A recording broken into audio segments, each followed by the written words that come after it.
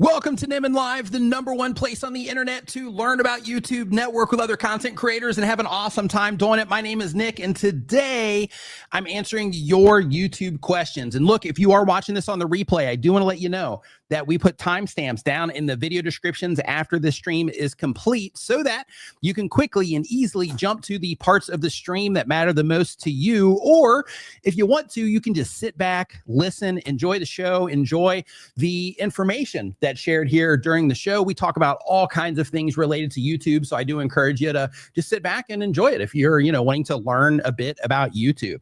So with that said, I do want to let you know, if you are a regular viewer here, Dee is not here with us today. Reason for that is because Dee is currently at home because we went to the live studio and there's a problem with that area with the internet. So because of that, there's no internet over there. So because of that, had to come back here, and now we are rocking and rolling. So I'm literally I just slid in here by, within seconds of going live here. So I'm still getting everything kind of set up here on the back end here on my side. But really quick, I just want to say for Fox, the cutest dog in the West, just hit 140,000 subscribers. I'm assuming that is. Congratulations to you on your first 140,000. That is absolutely fantastic. Nice work. Nicely done on your side. That's fantastic to see. Nothing that I enjoy more than watching people crush it and whatever it is that they're doing. And it especially has a place in my heart when it comes to YouTube specifically. So that's absolutely awesome to see, and congratulations to you for that. So if this is your first time here, for anybody that's hanging out here at the moment, I do want to let you know that during this stream, I answer YouTube questions. So how this works is during this stream, while I'm answering questions, I just kind of messed up my placement here on these. During the stream, I answer questions in the order that they are received. There's a form down in the description where you can get your question answered. You just go down there. It's free to, put your question in there, and we get it answered on the stream. And I also want to let you know, if you are watching this on somewhere that is not YouTube, then you can also have your question answered by going to nicknimin.com/ask. That will send you directly to that same exact form, and then we can get you your stuff answered on the stream today as well. Okay, so we got the streaming software open. We got another chat open as a backup. We've got the forum open. We've got the live streaming back end open. I've got the stuff for the new tool that just got published literally while Dee and I were eating pizza today. And I think I'm set up and ready to rock and roll. So here we go. All right. So what we're going to do now is we are going to get into a few things just really quick. First off, I do want to let you know, if you are an Opus Clip user, they have an app now. So it's an iOS app. They're going to be rolling out Android, but if you are an Opus Clip user, they have an app. You can see it right down here, right down there in the corner. And basically how it works is when you open the thing up, then all of your content is going to load in there, and you can do some of the things that you can do in the desktop version. But I just wanted to let you know that that is available. In addition to that, before we hop into the questions here, I also want to let you know, if you are a regular here in the live stream, you've probably seen me kind of teasing a tool that I was going to be putting out. And while Dee and I were having pizza today, I got the confirmation that the tool is out. So the tool is called Creator Dashboard. It's completely free for you as a content creator. I made this for YouTubers just because as a content creator, we have all this wasted space when it comes to our browser. And that wasted space usually is when we open up a new tab, we just have the Google search box with the words Google on it. I made a tool specifically for content creators. I'm going to show it to you here really quick. And then we'll get into your questions. And again, this is a completely free tool. But basically, I made this tool to basically solve that problem and make it to where there's some things that, we can use as content creators there. And then there's also some YouTube specific tools that this also has, which are really, really cool. So I'm going to just share this screen over here just so you can kind of see what's going on. And I'm just going to walk you through it. I literally had to put this in here also right as I was getting ready for the stream. So I'm actually just going to show you, I'm going to set mine up and show you how to set it up while I'm doing that. So if you are somebody that wants to go ahead and get this installed, you can follow along here. I just put a link here in the chat. So just as a quick heads up for this particular tool, again, it's called Creator Dashboard. It is a Google Chrome extension, but because it's Chrome, it also works on Edge. It works on the Brave browser as well. And there's like one other one. But in addition to that, this is more of like a nerdy tool. So what I mean by that is when it comes to this tool, you have to set up your own API key. So a lot of these services, they charge you money because they have API keys that they have to protect. So they have to, just put limits on those things and charge you for them and, all these things. So because of that, as a means to be able to provide this free, you have to set up your own API key. But keep in mind, when it comes time to do that, as soon as you install it, just click a new tab in your Chrome browser, and it's going to open it up. And then there's going to be a box that pops up that says API key, and then it has your channel handle. So there's a video to the left of that that shows you how to set up your API key. It takes about 2 minutes, and then you don't ever have to do it again. So because of that, if this is something that you're interested in, then in that case, go through that process. And then here in a second, when I'm, setting all this up, you can come back to this point later in the stream and you can see how I set it up and just kind of walk through if you want that step-by-step as well. But there's also tutorials on the website as well. If you go to creatordashboard.com, that show you how to set up the API key, gives you like a quick feature overview and stuff like that.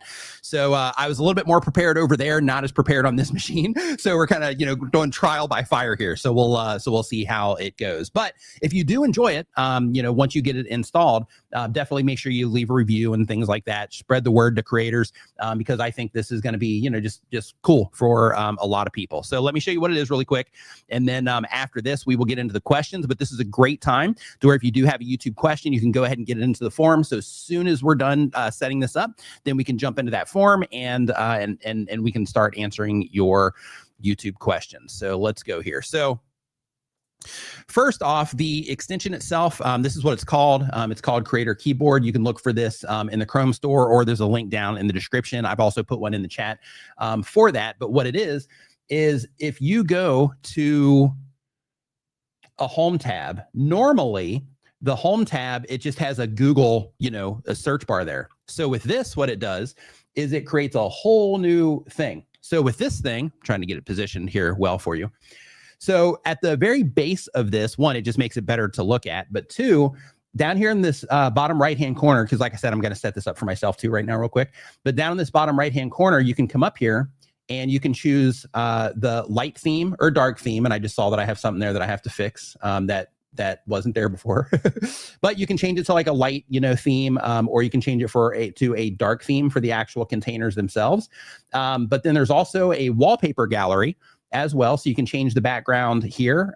So let's say, for example, if I want a jungle vibe instead of the space vibe, then I can change it to the jungle vibe, which is super cool. And then from there, if I want to, blur the edges of it, or blur it a little bit, just so that the boxes or the containers here stand out better, then I can do that. I can turn that off. If I want to make it like darker or lighter in the background, then I can do that. And as you can see here, I can start to create a vibe, right, for what it is that I want. And if you're just joining the stream, just so you know, I just published a tool that's free for content creators. This helps you make better use of your new tab. And there's some tools in here I'm going to show you on YouTube also. But basically in the settings, that's where you choose the wallpaper. If you don't like these wallpapers, I'm going to be adding more to this area right here on the actual website where you can download, additional wallpapers and things like that as well. But I'm just going to roll with the jungle theme for now.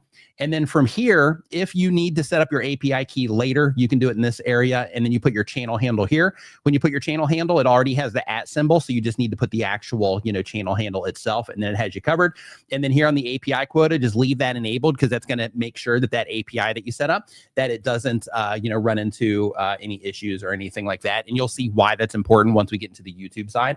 But up here in the top left, you've got a clock, obviously, but for me, I have this set to a 12-hour clock. Because of time zones and things like that, help me keep track. I put Los Angeles in here. And for some people, you might just want to have local time, which is perfectly fine. But if you publish to different time zones, Or if you have calls or anything like that in different time zones, then in that case, this is great for that. But I talk a lot with Danielle from TubeSpanner. She's over in London, so I put that in there. And then Australia, we got Australian peeps in the house right now. So so you know why I've got that one in there. Shout out to the Australian folks. And then over here, there's a to-do list. So in this case, I would just do Nimin Live as the thing that I need to do today, and then hit add. And then as you cross those off, then they go away. And this is a Pomodoro timer that's more around like workflow. But this part right here is a really cool thing. So here, you see where it has the add channels. And if you're just joining us, I'm going over the new tool that I just published. It's a free tool for YouTube content creators that works with Google Chrome, Brave, Edge, and I think Arc as well, Chantel mentioned. But here in this area for the adding channels, if you click here to add the channel, here I'm just going to put, for the sake of this, I'm going to put D Nimin in here. I'm going to put Creator Magic in here. I'm going to put Doug Huson YT in here. I'm going to put Creator Mix in here. I'm going to put TubeSpanner in here. So for Opus Clip, because their channel handle is weird, so for them, I'm going to actually go here, search for Opus Clip, because the channel handle itself doesn't pop up there. So if you run into a situation like that for any channel on YouTube that you're trying to track, then you can, just go and grab the URL and put it in there like I just did with Opus Clip. But anyway, once you add those, then you're going to start seeing the grid down here at the bottom. And then with this, you can adjust the grid also, because based on different screen sizes and things like that, it's different. But for this particular area right here, one of the cool things about this is you can use it for tracking competitors, right? So for example, I'll put, that Nate Black in here. I'll put Marcus Jones in here. I'll put all the YouTube channels in here, the YouTube help channels. But in addition to that, I'm also going to put Ryan George in here and some other YouTube content creators that I watch, so that when they publish a new video, it's going to show up right here. Right. So then it's going to be a mixture of channels that I'm keeping an eye on and channels that, I just want to make sure I don't miss anything, because YouTube's recommendation system isn't always the best. Right. So because of that, just gives us that option. But one thing I do want to let you know is this stuff does refresh on its own. But if you log in and you're like, hey, this didn't seem to, have refreshed for me for the day, all you have to do is just come here to this little icon right here at the top of the channel monitor. And then you hit that button to refresh. And then same exact thing for the education feed over here. And right now, because I didn't expect this to go live today, but I'm going to put additional educational stuff in here. Right now, it's just like one educational video for me. And then the rest is YouTube news to keep you up to date with everything that's happening. But as another part of this, I'm also going to be dropping videos in here about other things related to YouTube, not just like help videos, but basically things like, if I run across a good like color theory video that's helpful to content creators for making thumbnails and designing their sets and all that stuff. So then, you might see something like that pop up in here, but that's all going to be personally curated stuff. And then right here, once you connect your channel handle, then you see your subscriber count, your total view count, your videos on the channel. And then you have these quick launch buttons right here that go to different parts of YouTube. So if I want to create a community post, then I click on that, and then it just takes me right to the community post area where I can do that without me having to, click anything on YouTube. And then in addition to that, there's a quick launch doc right up here at the very top. You can see it by this little tab here. When you click on this, I already have preset a bunch of things in here, but you can click on this little settings icon over here on the right, and then you have different platforms that you can add in here, and you can turn on and off whatever you want. Different productivity things, Google, Monday, Airtable, all that stuff. A bunch of different creator tools that you're all familiar with, AI tools if you're into the AI stuff, and then a mixture of other things that I couldn't really find a category for. Like this one, for example, called Coolers. This is really great for like if you're making thumbnails and you're like, hey, I want to find a color that's complementary to this. Coolers is great for that, and it's free. So just, that's what those things are down there. But with this quick doc, you can also add custom links. So you can label it whatever you want, add the link, and you can upload a image for it as well. And then that image will show up, right up here once you get that loaded out. So that's this part of it. Now let me show you the YouTube side.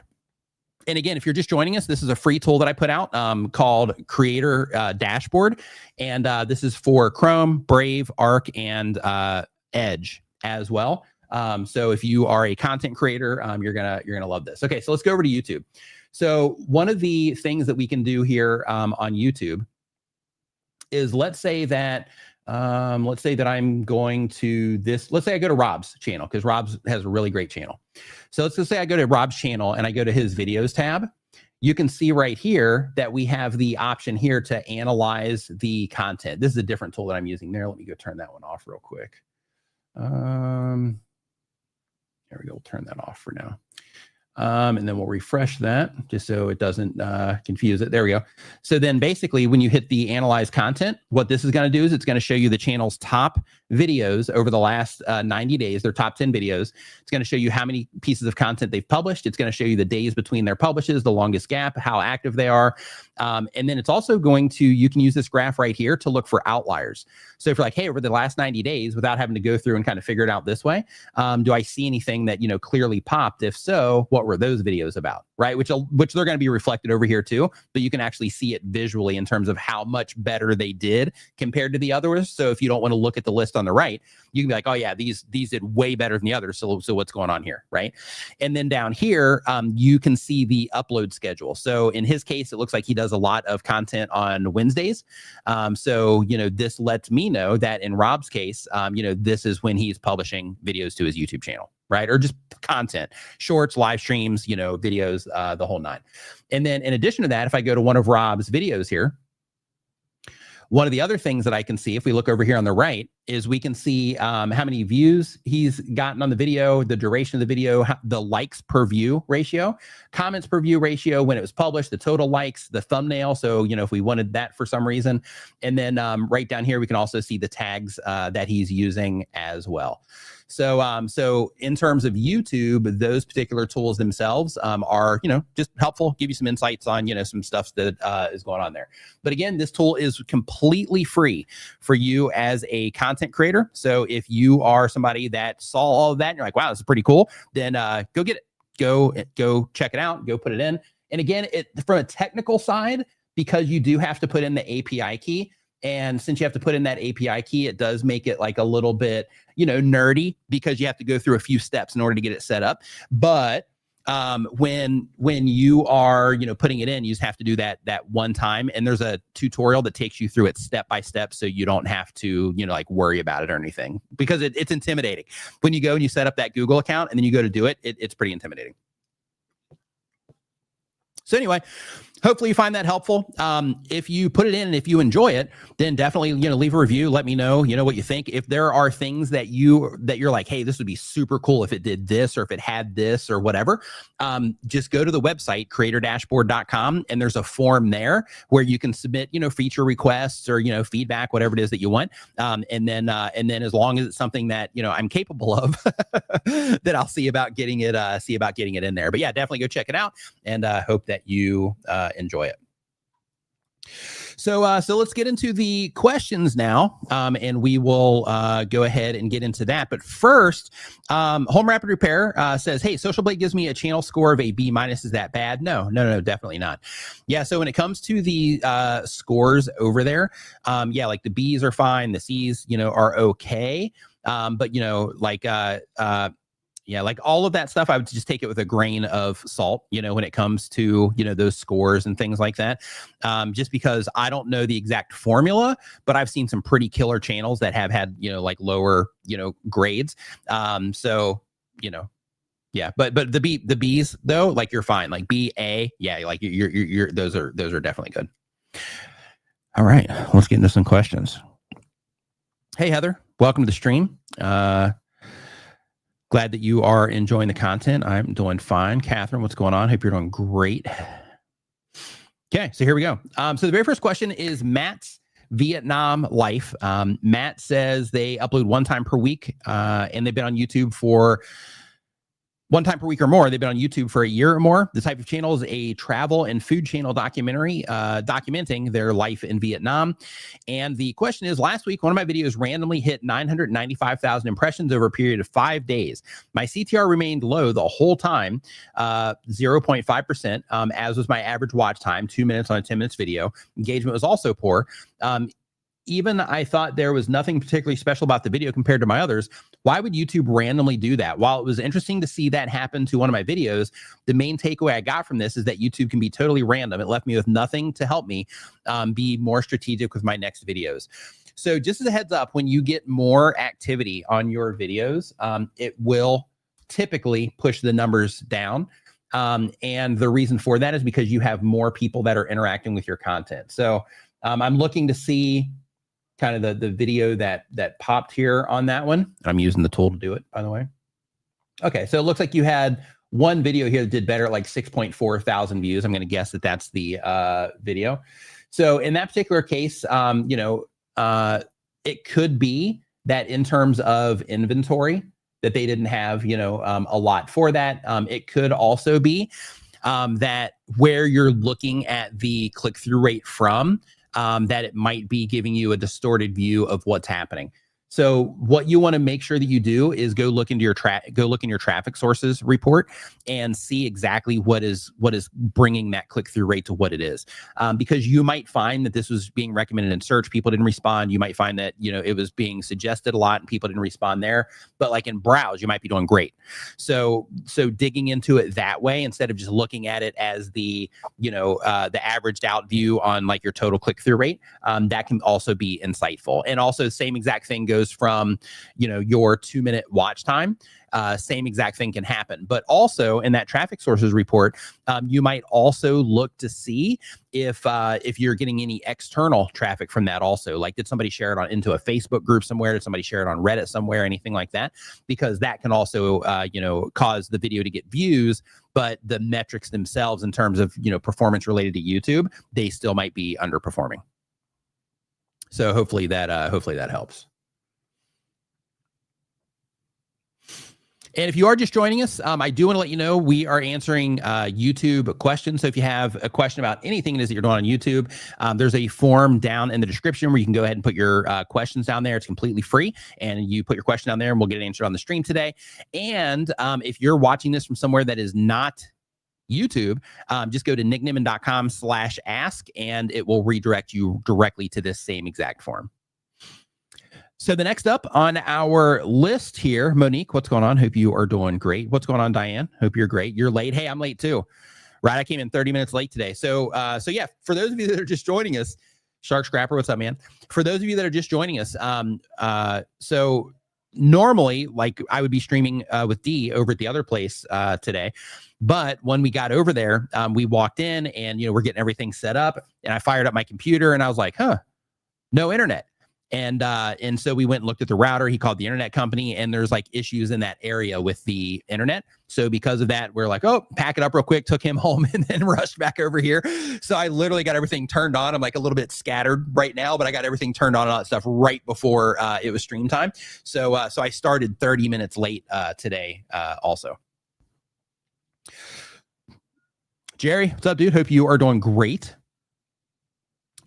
So let's see here. So next up, we have really quick Super Chat. Foot Dr. Zach, my man, what's going on, dude? Hope you're doing great. It's been a while. Hope you're doing awesome. Says, how long does it take usually to get traction on memberships? I started $4.99 with members online lives and videos, but it's been crickets for a week. I know the fact that I'm a utility channel hurts, but I'm wondering if it's worth my time.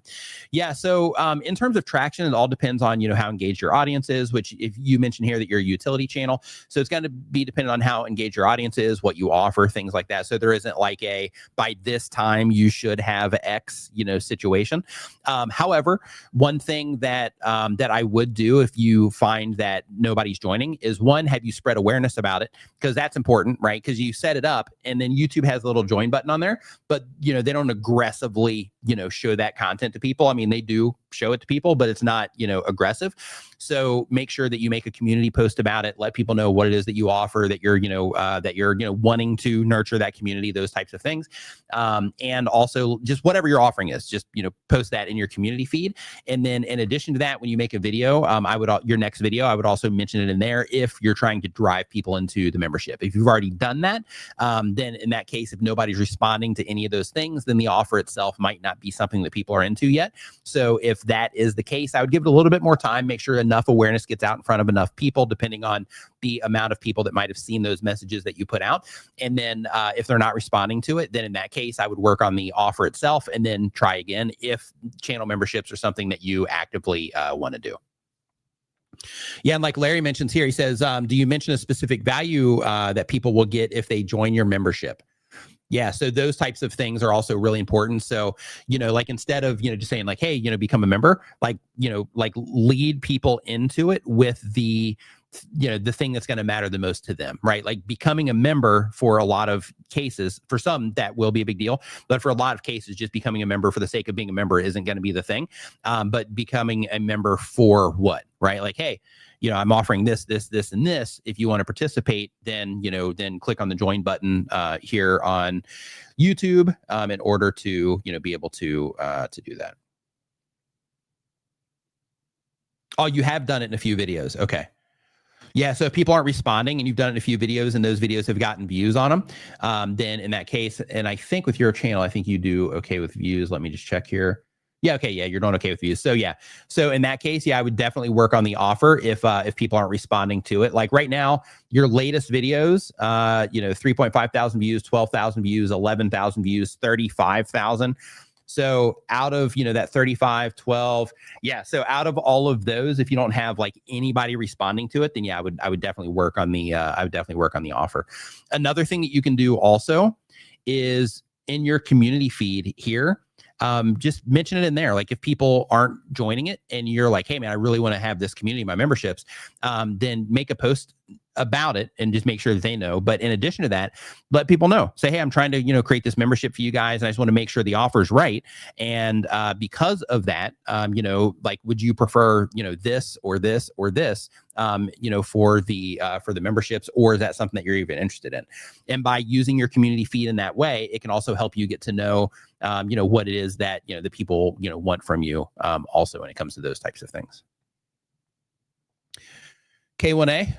Fit man, what's going on? Orlando guy, nice to see you here. Hope you're doing great. So next up, we got Supreme Gecko. So Supreme Gecko, they upload 1 time per week or more. They do reptile related, and they say the niche is rare geckos. That's cool. Says that they've peaked and plateaued. They need to see another peak. The question is, seems like my long form videos have peaked in views recently. Would like to see higher initial views. Help. Okay. Oh, I forgot to mention that too. So when I pull this up, I'll actually show you guys this too. Let me make sure it's all working all right. Yeah, one other thing, just really quick, while I'm pulling up his channel here to show you, is on that tool that I put out, that free browser extension. If you look right down here, you see if I hover over this thumbnail, there's an A. If I click on that, then I can navigate to like any other video on YouTube if I go to their videos page, and then I can click on like a B, and this would be on another channel, of course, but I click on that B, and then it gives you this comparison too. So for those of you that are like, hey, I'm having trouble getting people to click on my videos, this will help you be able to just kind of analyze stuff and be like, hey, how are my titles compared to their titles? How are the people that are getting a lot of, responses to getting people clicking on their content, like how are they capturing people's, attention, right? And then there's also a mobile optimized version here as well. Renee Ritchie in the house is up, dude. Hope you are doing awesome. Says, do you do members only live? So I used to do them a lot, and then I cut back on them. So I plan to start doing them again. So I just finished this new project as well. So I was just talking to Dee tonight. I'm getting back into like content mode now. So as a part of that, I'm going to be doing more of those as well to, like now that I've got the stuff right now, it's getting back into content mode to start, just kind of showing up more for everything, not just these live streams. So that's the plan anyway. But yeah, so looking at this channel, so I think the imagery that you're using is fine when it comes to at first you said that you think that you've plateaued. So hold on really quick. 5 years, 6 years. Yeah, so a couple things can happen. Like you've been making content for a long time. So some things can happen to where, back then when you were making videos, there might not been as many people making similar content. And now, you might, because you haven't had anything like really like pop in quite some time. So it could be that, your space has just like more people in it now. And because of that, things have gotten a little bit more competitive. So because of that, you have to, put in a little bit more than, you might have in the past. That kind of thing is really normal on YouTube.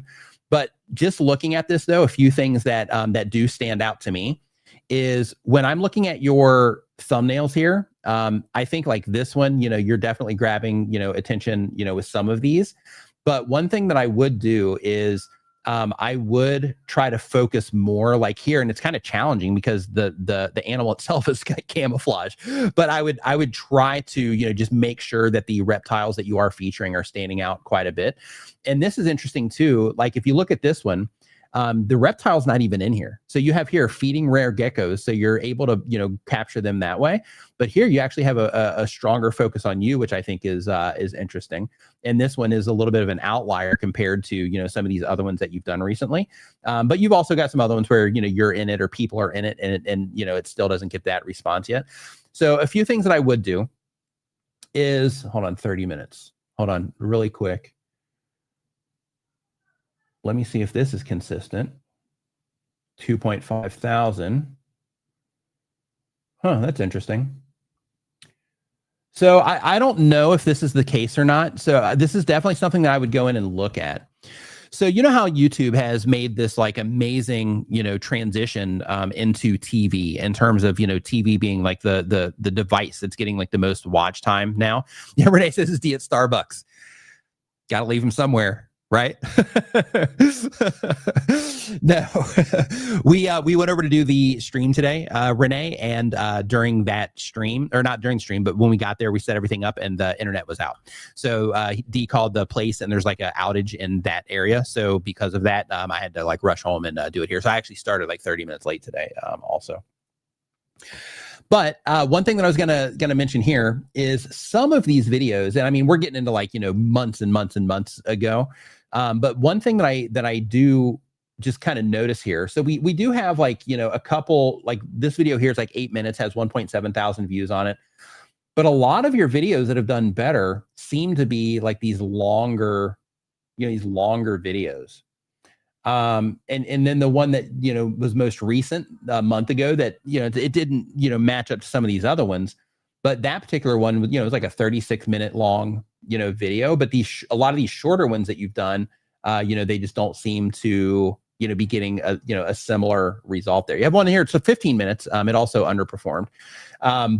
But that's just one thing that I would consider. And one thing that I would look at is go in to your content and be like, okay, for all my videos that are longer, what are people watching these on? Are people watching these more on a TV? Yes or no? If they are, then maybe I might want to lean into like, 18 minutes, 20 minutes, length videos and, see if, that makes a difference in terms of, how the videos perform. If you verify that on those longer videos that you do verify that, people were watching them on, those types of devices, or just looking and seeing the retention on those and like, were you just getting a lot more watch time on those, that kind of stuff.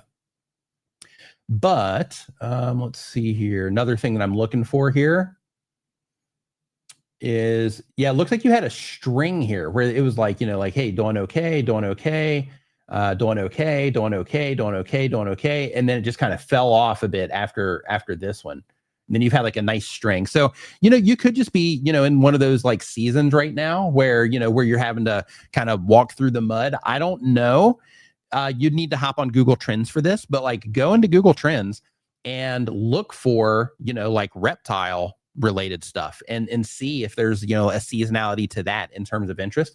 Go look at some other channels that are also doing this and see if they're getting, a different result, than you are, just to make sure that you mentioned here really quick that people are getting bored of your videos. It's definitely possible. However, there's a whole other side of this. And the other side of that is that, there's probably new people also. So I'm not sure what the market size is for, reptile content. But it's possible that, there might be enough people to where, even as some people fade away from, from the thing, that there's new people coming in, because that's a, pretty normal thing that happens on YouTube also. So I would go in though, and I would start looking at other channels. Like, is anybody else getting, views that are better, or is everybody kind of down in my niche right now? Hop into Google Trends, which is free. If you go to trends.google.com, you can start looking on YouTube specifically to see if people are, are looking around the internet for, these types of things right now. And you mentioned here if the titles are okay. So stop escaping geckos, especially your morning geckos. Yeah, so like like a title like this is okay, but like a X reasons you should stop. I'm going to guess by escaping, you mean that you're like taking them out of the, their environment. If that's incorrect, feel free to correct that. But, in a situation like this, stop escaping geckos, especially your morning geckos. This might be one like, X reasons to, that escaping geckos is, bad for reptiles, bad for the environment, whatever the thing happens to be. Definitely use YouTube's title testing tool and see if you do, find a difference. So everybody here, so YouTube has their thumbnail testing tool and their title testing tool. If you're struggling with getting people to click on your videos, you should be using that tool aggressively for the sake of, just getting into the nuance of what your viewers respond to. And I recommend that you do the same with this particular one, because I think that, Amazing Geckos from 2025, Tinley Park show, this one's a little bit different because topically, this is, kind of limited, because here, in order for people to care about this, they have to, care, or they have to even know what this is in the first place. So the reptile is one bridge, but this part right here, could make or break, this particular video. So because of that, when you are publishing videos, even when you're doing things like this, unless it's like crazy popular, it's advantageous to take a more broad approach to it and trying to think about, okay, if I'm going to be publishing a video that I make here at this park, then in that particular case, how can I make this apply or appeal to the largest amount of people that are into reptiles, at least that segment that I'm trying to reach, the largest amount of people that are into reptiles that I can possibly reach with how I'm actually framing this whole thing. Because when you start taking that approach, it gives you the opportunity to, when you're starting the video and when you're making the video, to design it in a way to where it's going to be a good fit for, that broader audience. And then also when you package it, because the content will support the packaging, when you package it, you can also package it to have more broad appeal within the niche also. Because here, somebody might click on it because they're interested in reptiles, but for some people, this whole Tinley Park thing might be a disconnect for some people like that. So because of that, I would definitely just experiment with that type of thing also. Yeah, same here with like this one, right? So big surprise, Stromberg, reptile show, like this is another one to where instead of just, labeling it down to the show itself, saying like, this reptile show was a huge surprise for me or something like that. But again, you have to frame the whole video in that way. But by doing it that way, it kind of removes the name of the show, and then it focuses it more on the viewer that cares about reptiles. And then you're bringing that show to them without them needing to even know or care about the show itself. So hopefully that helps. But yeah, a lot of us as content creators, that's a very common, thing that we all have to kind of, wrestle with is, when it comes to the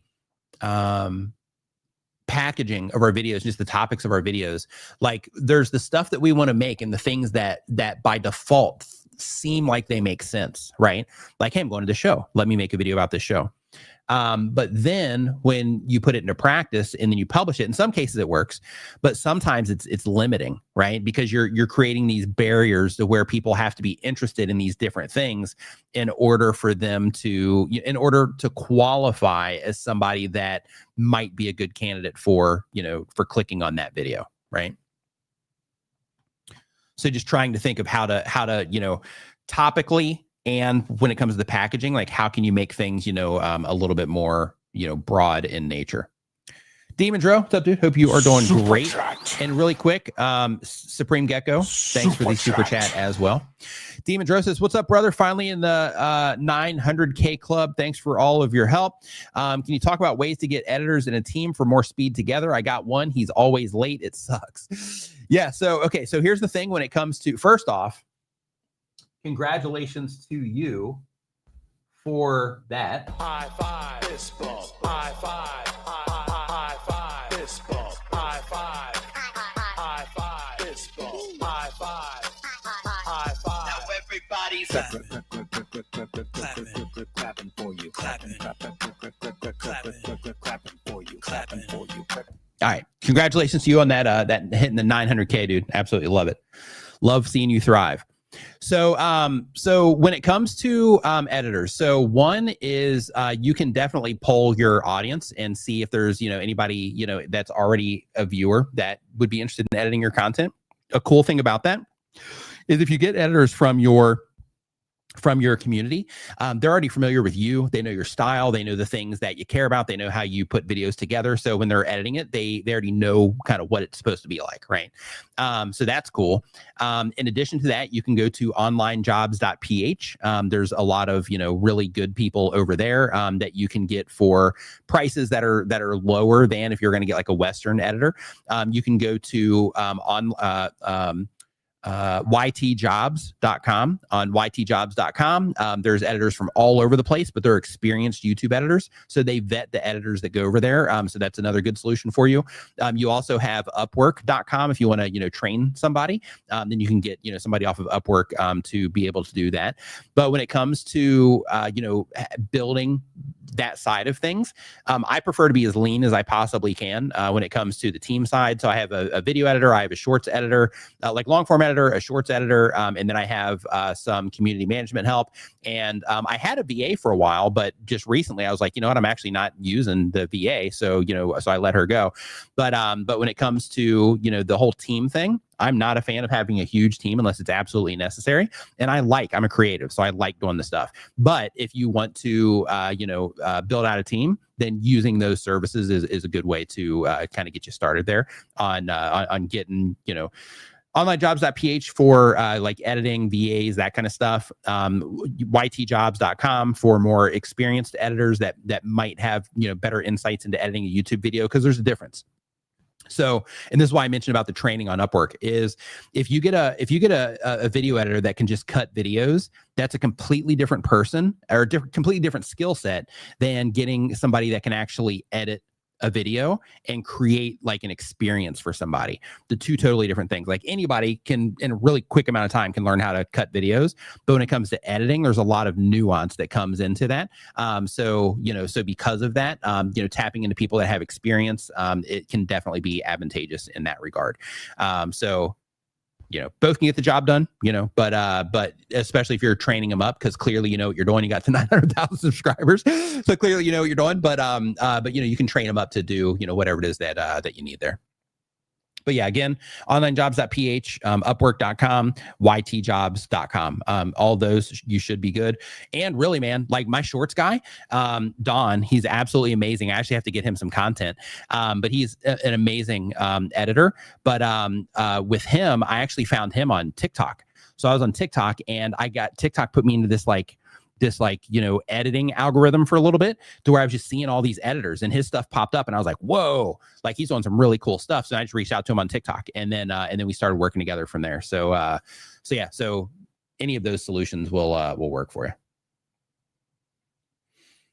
All right. So next up on our list here, if you are just joining us today, a few things that I want to let you know. First, if you have a question, it's completely free.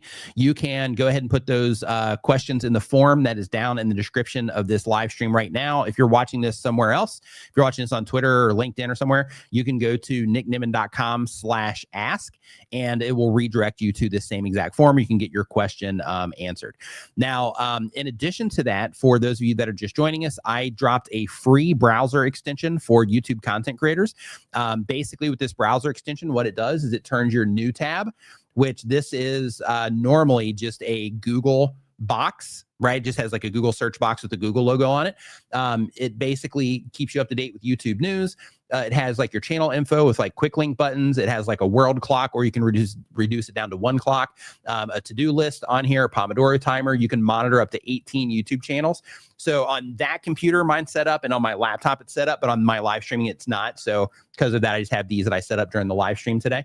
And then it's also got some like YouTube related tools as well. So if you go to like the videos tab, for example, and you hit analyze content, then, it shows you like, videos that have done, better uploads, over the past 90 days, upload cadence, all of that good stuff. So, so you can check this out for yourself by going to creatordashboard.com. There's also a little trailer over there. It's pretty cool. Or Chantel just dropped a link in here that takes you directly to the Chrome store where you can put it in. Now, I just want to put this warning out there. This particular tool, It is more for, like nerdy people, that can set up like an API key.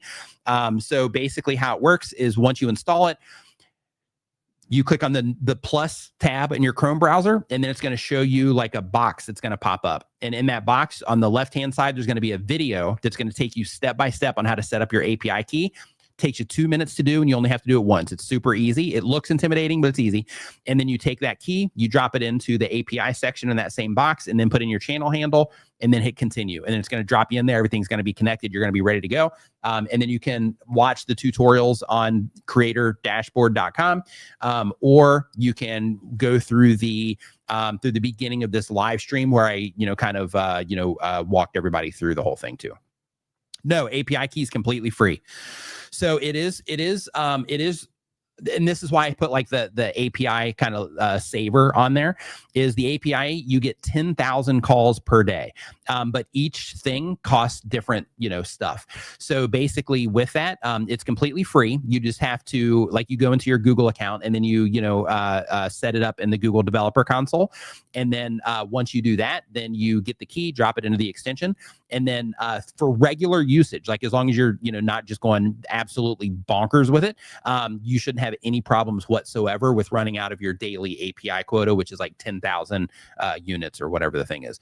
So yeah, it's completely free, like in every aspect. Yeah, nerd wannabes can do it too. As long as you can follow a tutorial, then you're good to go. Nerd wannabes, love it.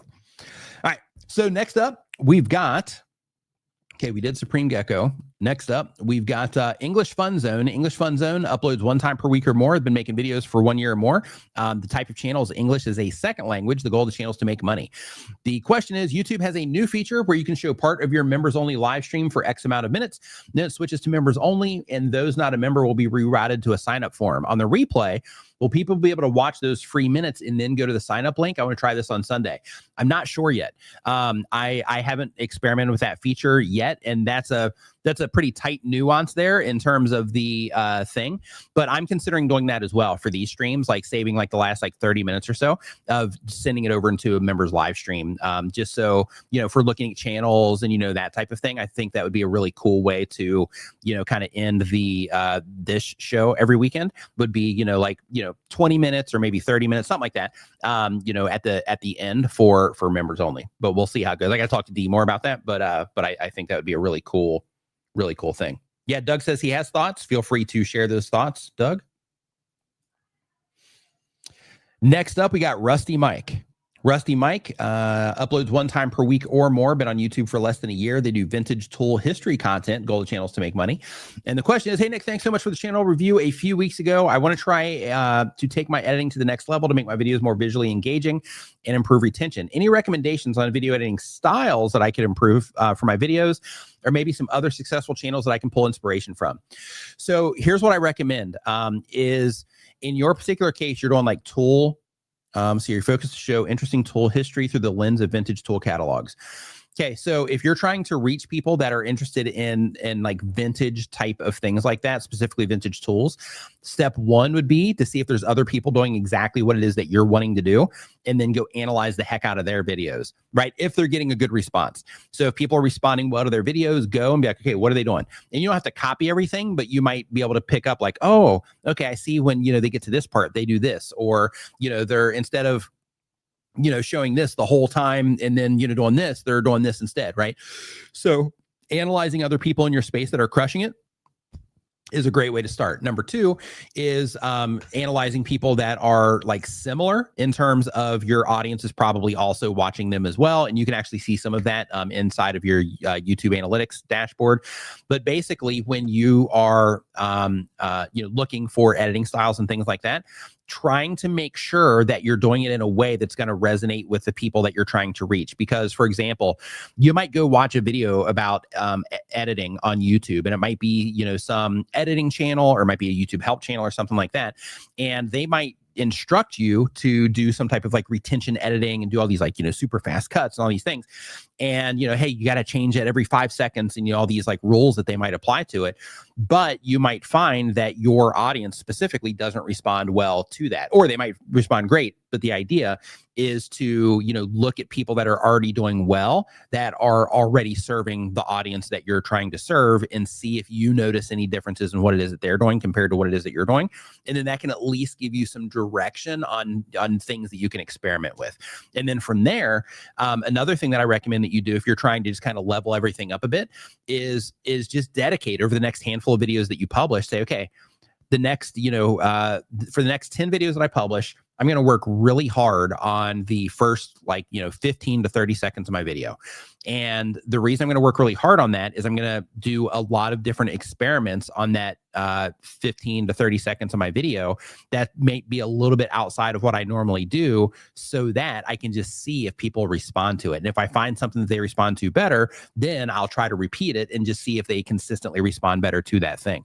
And then by doing that, that's also going to help you just kind of piece by piece kind of lead through that process of being a better editor for your audience. Instead of saying I'm going to completely change my style, then it can be hey, I'm just going to try to make this first 30 seconds or this first minute as good as I possibly can. So I'm just going to experiment like crazy on that. And then while I'm working on those experiments, I'll leave the rest of the video like I normally do it, but I'm really going to just dedicate tons of effort and energy into that first 15 to 30 seconds or 30 seconds to a minute. Next up. So Doug says the premise with the tool is to do a normal stream and then direct members to a members only stream and hopefully drive FOMO for those not yet members. The tool is currently a little clunky. Yeah. So Doug has tried the tool. So that is the feedback there on that. So the tool has been tried. Okay. So next up here, we've got Shark Scrapper. What is up, my dude? Hope that you are doing awesome. So Shark Scrapper, he publishes 1 time per week or more, but on YouTube for 1 year or more. He does infotainment content. The goal of the channel is to teach others. And it says, my channel is an adjunct to my recycling business. I use it to inform and augment the company's revenue stream. Question: in the last month, I've started getting offers to help me grow disguised as comments on videos. The comments begin by complaining either the video or my channel, but then they say that they've noticed that I could do better with engagement, reach, and the algo. I've been politely saying no thank you while I applaud the unique marketing approach. I have to wonder if there's some new AI-generated scam going around. Have you heard any news on this? Yeah, so this is happening all over the internet right now. So this is happening on Twitter. This is happening on YouTube. This is happening on Instagram. This is happening on TikTok. The same exact thing is happening. So I don't know if it's just automations put in place by people using AI in order to do it, or if people are like, hey, we found out that if we just start reaching out in these ways, that that it seems to work. So it's just all just people trying to do like lead gen stuff. So, but with that said, what I would do is I would find those very specific things that they say. Late Apex Garage says SEO bros. Yep. So the thing that I would do is I would just go through and I'd be like, okay, every time they have this like phrase that they use, I'm just going to add it to my blocked words list. And then I don't have to worry about it. I should add that to the tool to where you can just kind of highlight it and then say add it to the list, and then bam, it'll just go ahead and add it to your blocked words list. That would be cool.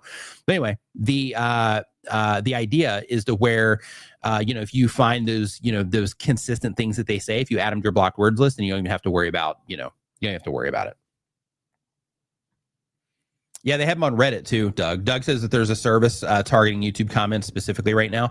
Yeah, there's one on Reddit too, to where basically you have all of these people now, and this just happened probably over the last like 8 months or so, to where people are using automated systems because of AI, makes it possible, and make.com and N8N and all these things. But basically they are on Reddit and they disguise, it's clever until you catch on to it and you start seeing it over and over again, then it gets annoying. But basically the play is they will post all over Reddit in the communities that care about whatever it is, that their tool is, that, that might be a good, audience for their tool. So they'll post there and they'll post some type of scenario. And the scenario will be like, oh, I couldn't, like they'll post it like a social media marketing forum. And in there, it'll say like, yeah, my TikTok, like I couldn't break out a 200 view jail. And, because of that, I spent all this time and all this money and energy and effort, blah, blah. And they go through this whole scenario. And then they found this thing, right? This tool that they're promoting. So before the play with that was that people were doing that for the sake of getting, because all of the large language models, they were scraping Reddit and still are, but they were scraping that for recommendations for people and information for people. So people were doing that as a way to get their tools to where they would show up in lists inside of like ChatGPT and stuff when people are asking questions. So it was effective. So people started doing it a lot. But now all of that has been curbed a little bit, and people are still doing it. But some people are like, hey, like in the marketing forums, people are like, yeah, I'm using some of those systems. I'm actually getting a lot of, activity from this. Like I'm actually able to, get a lot of sales and like things like that from it too. So yeah, so it's working for some people, I guess. But yeah, it definitely, as soon as you're like, oh, I see what's going on, then it gets like scammy really quick to where you're like, come on, man.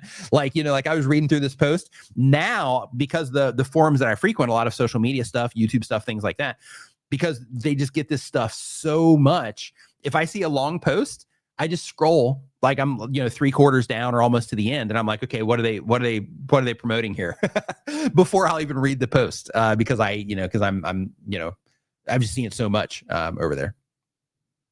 It's wild. Okay, so next up on the list, Late Apex is dead internet. Yeah, we're getting there. Hey, Build and Fix with Mooney. What's up, dude? Hope you are doing great. Nice to see you in here. Natural Life with Althea. What's going on? Hope you're doing great. Country Boardwalk Studios. Hey. So let's see here. So next up on our list here, we've got, we did Shark Scrapper, my man. So next up, we've got Life with Ricky. Life with Ricky uploads 1 time per week or more, been on YouTube for less than a year. They do family-friendly comedy skits where they play 5 different characters. The question is, how does YouTube decide how many impressions to give a short? It's all about the topic. My shorts get an average of around 20 to 30,000 views each, but my impressions average only 800 per video. So when it comes to impressions to give a short, everything on YouTube is based on how people respond to your content. So if you get a good response for the audience that YouTube is showing your content to, competing against, all the other stuff that YouTube is showing to those viewers, if people respond to yours well, then you're going to get more impressions.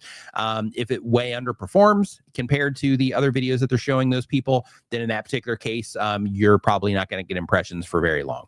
So just look at YouTube, every aspect of YouTube, look at it as it's just a response system to where if you put something out there and people respond well, then it's probably going to do okay. If they respond at a really high level and they're super engaged in it and they, they share it and, all these things, then in that particular case, you're probably going to do great. And if you publish something and people don't respond to it well, it's unclear, they come in, it's just not a good experience for them if they click on it at all, or if they, just don't swipe it immediately. If you're not getting that response, then in that case, it's probably not going to do well. K&J Lumber. Yeah, it's pretty much my whole life. Says, I thought of a really great question for Nick last week and now I forgot it. Yeah, I'm like that with D. Like I'll come up with stuff for D all the time. And then and then we'll meet up for coffee and I'm like, man, I know there was something I was going to say. I was going to ask D. But yeah, it happens to me all the time too. I feel you. There with you. Aria Santiago is the next channel here. They've been on YouTube for a year or more. They do crafting, seasonal, and decor plus. And the goal of the channel is to be a full-time content creator. And the question, or the little extra thing, says they do a lot of collaborations with other crafters. That's cool. Make sure you're using YouTube's new collab feature. When you mark those other people as collaborators, then you get to share audiences a little bit with some of those people. So if it's high response content, then it might really work out, well for you. But the question just says that they're trying to grow faster. So I'm not sure exactly what the question is here. Yeah, so I don't see a question in any of these, in any of those areas there. So we'll move on to the next one. So next up, we got Playing the Mom Game. What is going on? Hope you are doing great. Uploads 1 time per week or more, but on YouTube for a year or more. They do clothing and product review content. The question is, At VidSummit, I saw the presentation that Mia Maples did. She talked about her sponsorship and said she does a 2-minute integration per month. She said that she likes to do it that way because it keeps her picky about the sponsorships and it keeps it simple. Obviously, she has a huge channel, but I was kind of intrigued by this idea. Haven't really thought of what my plan is besides just trying to find brands to work with. But is something like this a good idea for smaller channels too, to simplify things? Absolutely. So when it comes to all of this stuff, when it comes to YouTube, like there's this, I don't know if I want to call it hustle culture because it's not that, but it kind of is. It's just like a different version of that, to where as content creators, because we know there's opportunity here and we know there's opportunity everywhere else, and we know that there's like all of these different ways that we can make money. Like it can be a lot because you constantly have this like, okay, if I'm not doing this thing, then I'm missing out. And because of that, it can make us feel like we need to do things in a way that might not necessarily suit our lifestyles.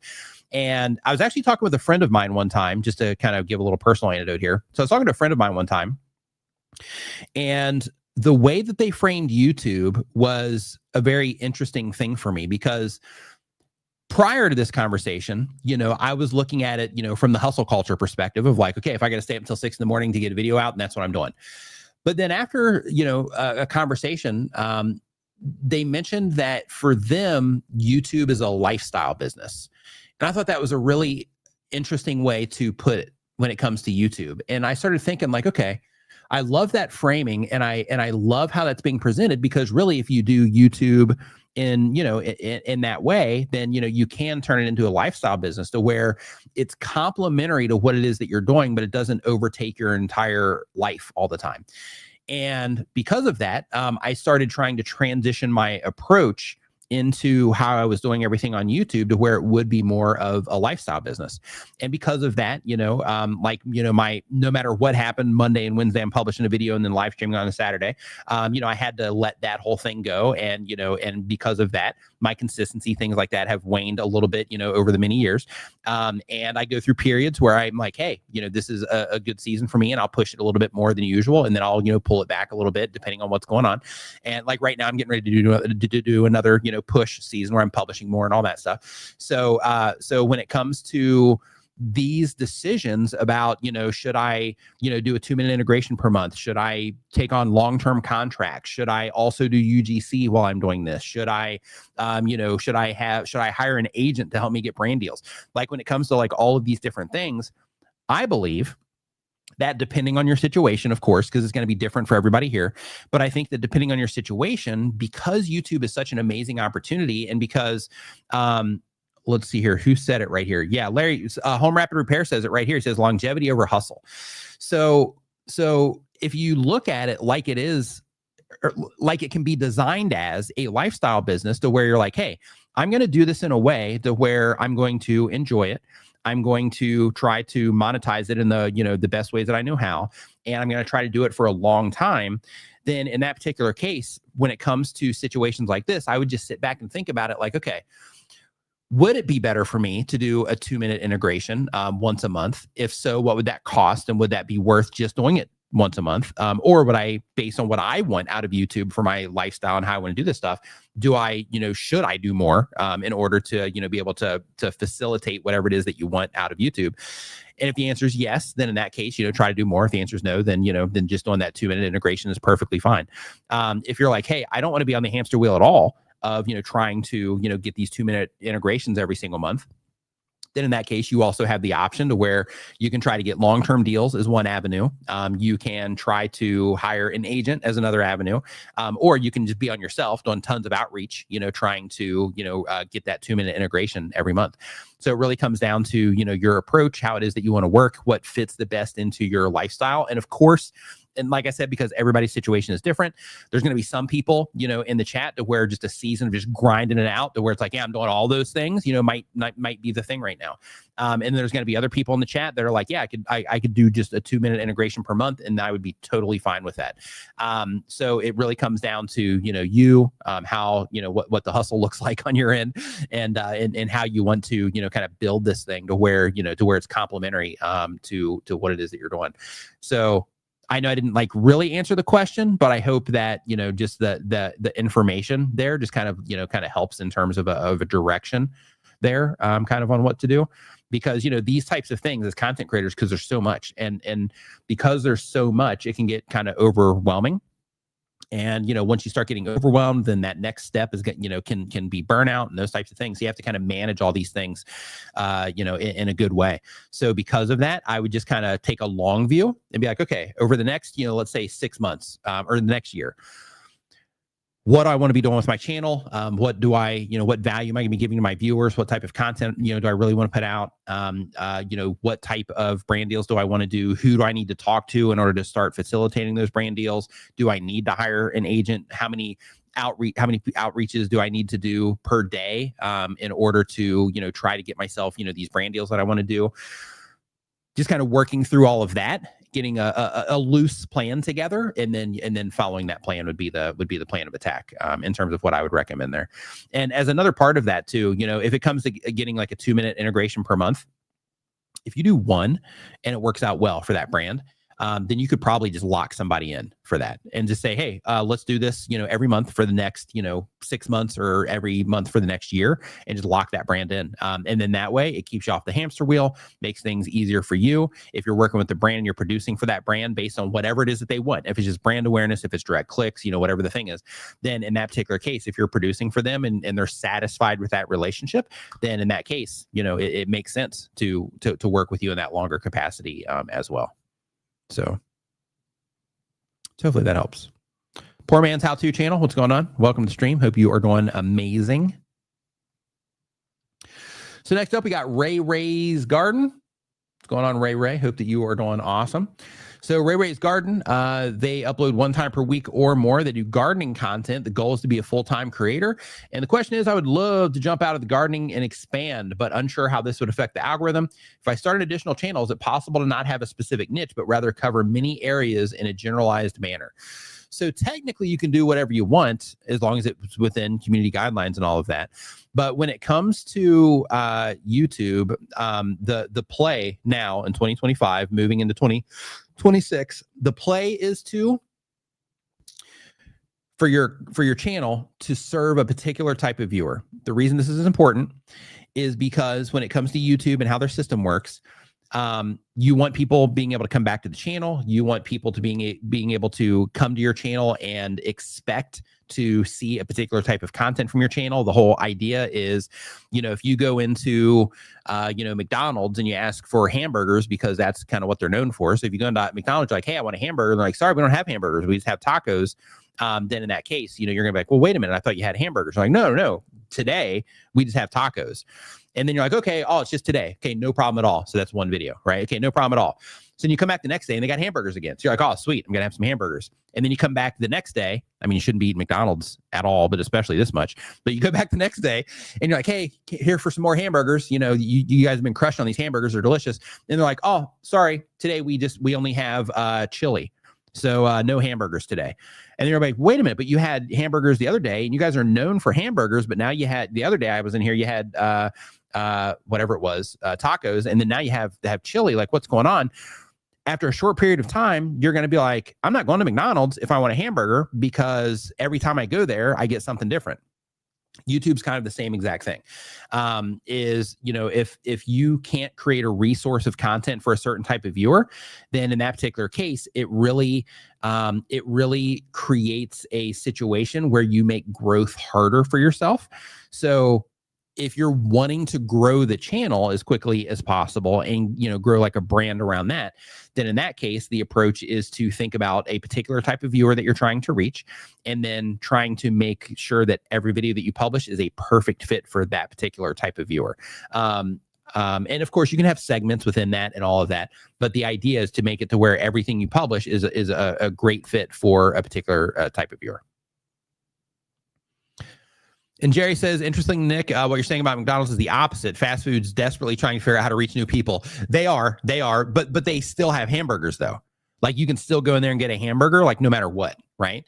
But they also have some other things, you know, for sure. But if you were to walk in there because you're like, hey, I'm expecting a hamburger, and then they're like, hey, we don't have hamburgers, we have this other stuff only, then in that case, you start McDonald's to start breaking that trust with you as somebody that knows they can go to McDonald's when they want a hamburger.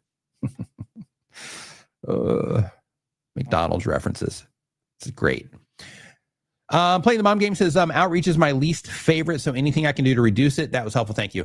Yeah, like long-term stuff is great for, for that. I'm not a huge fan of like, outreach and things like that either.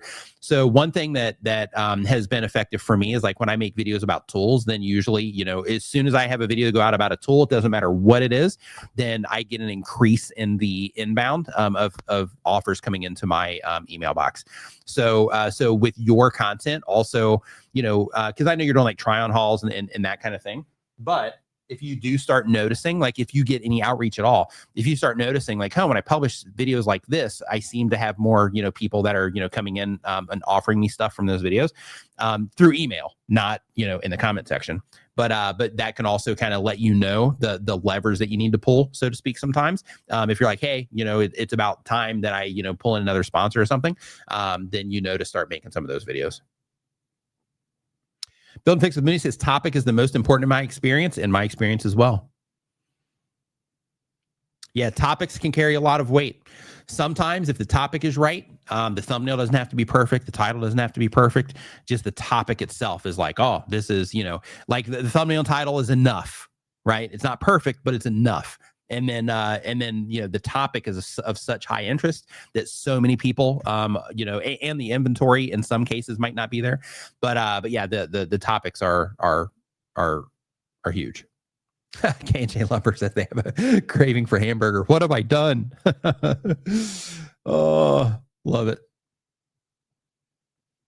All right. So next up, we've got the Late Apex Garage. They do automotive content. The question is, what is the best practice for past live streams? I stream working in my garage, but not sure having those streams cluttering my channel page is a good idea. So it depends on where you're at. So let me just look at your channel really quick. So when it comes to your live streams, I'm not sure the purpose of your live streams in terms of, what it is that you're like, hey, I'm doing these live streams because, and then fill in the blank there. Like, I'm not sure what the purpose of it is, but if you are, okay, so 2 hours and 40 minutes. So let's see here. Yeah, so it looks like just based on like the view counts from the replays on these, it looks like people aren't into these. I don't know if it's because of what, how you're actually doing it. So for example, you have Project Impala installing an AC, Project Impala installing an AC, Project Impala installing AC. So over the last, let's see, we have 6, and then you have air conditioning in a classic car. So out of these installing a AC video, these are all pretty much indistinguishable from each other. So you're kind of cannibalizing it from that perspective. Number 2 is if people aren't responding to these on the replay anyway, I would work on the packaging to see if you can get more people in there. But if they're still not responding, then in that case, let's see, it doesn't look like you have videos. Yeah, these are all streams. Okay. So yeah, so in that case, so you might want to take some of these and just say like, okay, would I be able to edit any of these down into, like a video in some way? Because people do watch this kind of stuff, but I don't know if when it comes to Project Impala installing an AC, I don't know if that's going to, do the trick or not in terms of, is that worth watching a 2, 3, 4, 5, 6, almost 7 hours worth of content on installing that AC, right? So yeah, so I would really think about the value there. And I don't know how you're putting these together either. So for example, you might, like if it's just like a camera over your shoulder type of thing, then in that case, people can go in and enjoy that and they just kind of use it as like background stuff. But if you're like, hey, I'm going to show you how to install an AC, and then you're able to do that within a reasonable amount of time, like, 2 hours or 3 hours, and you do it once, then in that case, that can be advantageous.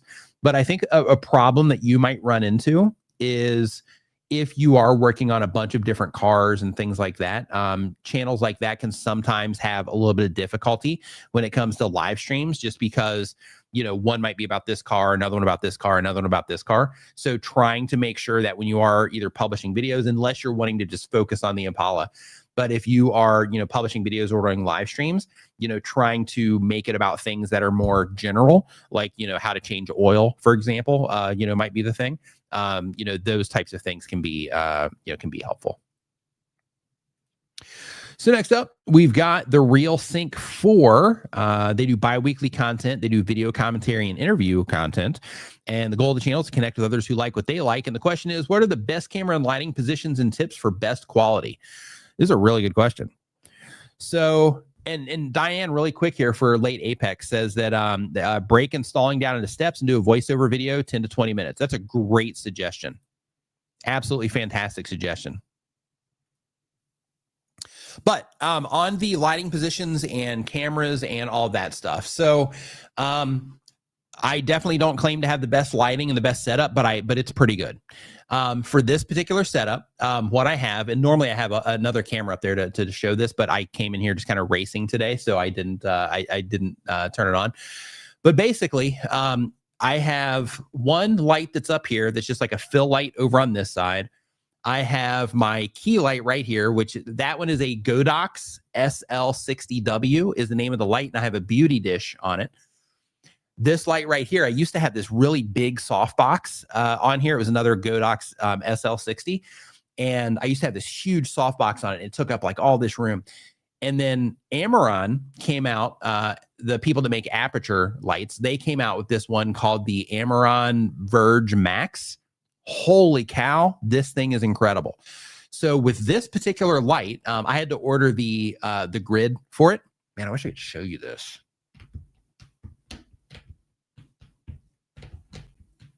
Because I've got this, I could show you here. Let's see if I have a battery in here. Can I plug this in? I got an HDMI right here. You know what? We're gonna get this done. I'm gonna show you this. My place is a little bit messy right now, but I'm gonna show it to you anyway. Let's see, which one do we want to put it in here? And let me make sure I got battery. Oh, this one isn't just straight HDMI. Okay, so maybe I'm not going to be able to show you. All right, yeah, so I'm not going to show you. Tom Nash, what's up, dude? Nice to see you in here. So yeah, so I can't show you because this one actually doesn't take just straight HDMI like the other camera does. Yeah, and I have to go dig for the cable for that. So yeah, so not going to show you.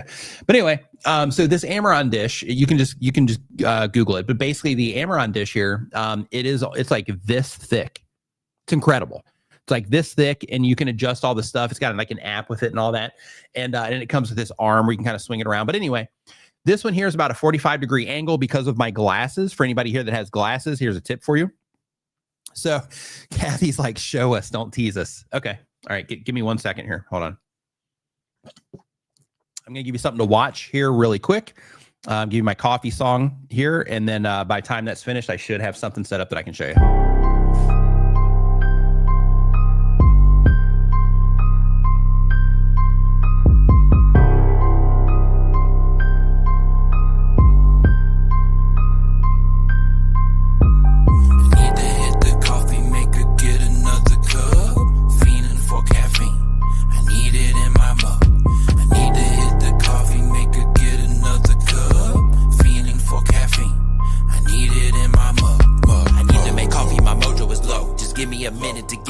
I'll be getting my fix in my kitchen, but look at the logo, the plug for the show. Whoa. It don't matter the flavor, I'm gonna get haters. A cup or a pot of the gold, I just need you to hold for a little bit longer. The song ain't a joke, it's a banger, you know where you don't. You will hang or you won't, but this thing isn't stopping till it's at the top. And I go back upstairs, man, I hope I don't drop it. I know that it's hot. It might seem one's enough, but apparently not. Take a cinnamon shot, mix it up on the spot. Give it a try, you might like it a lot. Need to hit the coffee maker, get another cup. Fiending for caffeine, I need it in my mug. I need to hit the coffee maker, get another cup. Fiending for caffeine, I need it in my mug. I need to hit the coffee maker, get another cup. Fiending for caffeine, I need it. Okay, so we didn't even have to do that. And I put on this extra mic because I was just kind of in the thing here, but I can still use this regular mic here. So, okay, so this is the Amaron light right here, and you can see the grid in terms of how that is. still kind of close. I'm using a 16 millimeter, so you can kind of see it a little bit there. But basically that particular light, this is about a 45-degree angle from me. And because of my glasses, it's positioned above my eye line. Okay. And then over here,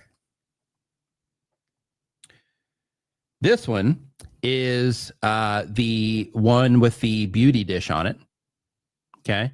So that one's sitting up real high, but the goal of that one is just to light up the other side of my face just a little bit, so it's not so dark. Back here behind me, shout out to Opus Clip right there. So the one here behind me, this one kind of separates me from the background a bit. So so this puts a little bit of a light like on my shoulders, you know, maybe the side of my head, things like that, and just kind of creates some separation between me and the background. Normally, oh, hey, there I am. Hey, who are you? Hey, what's going on?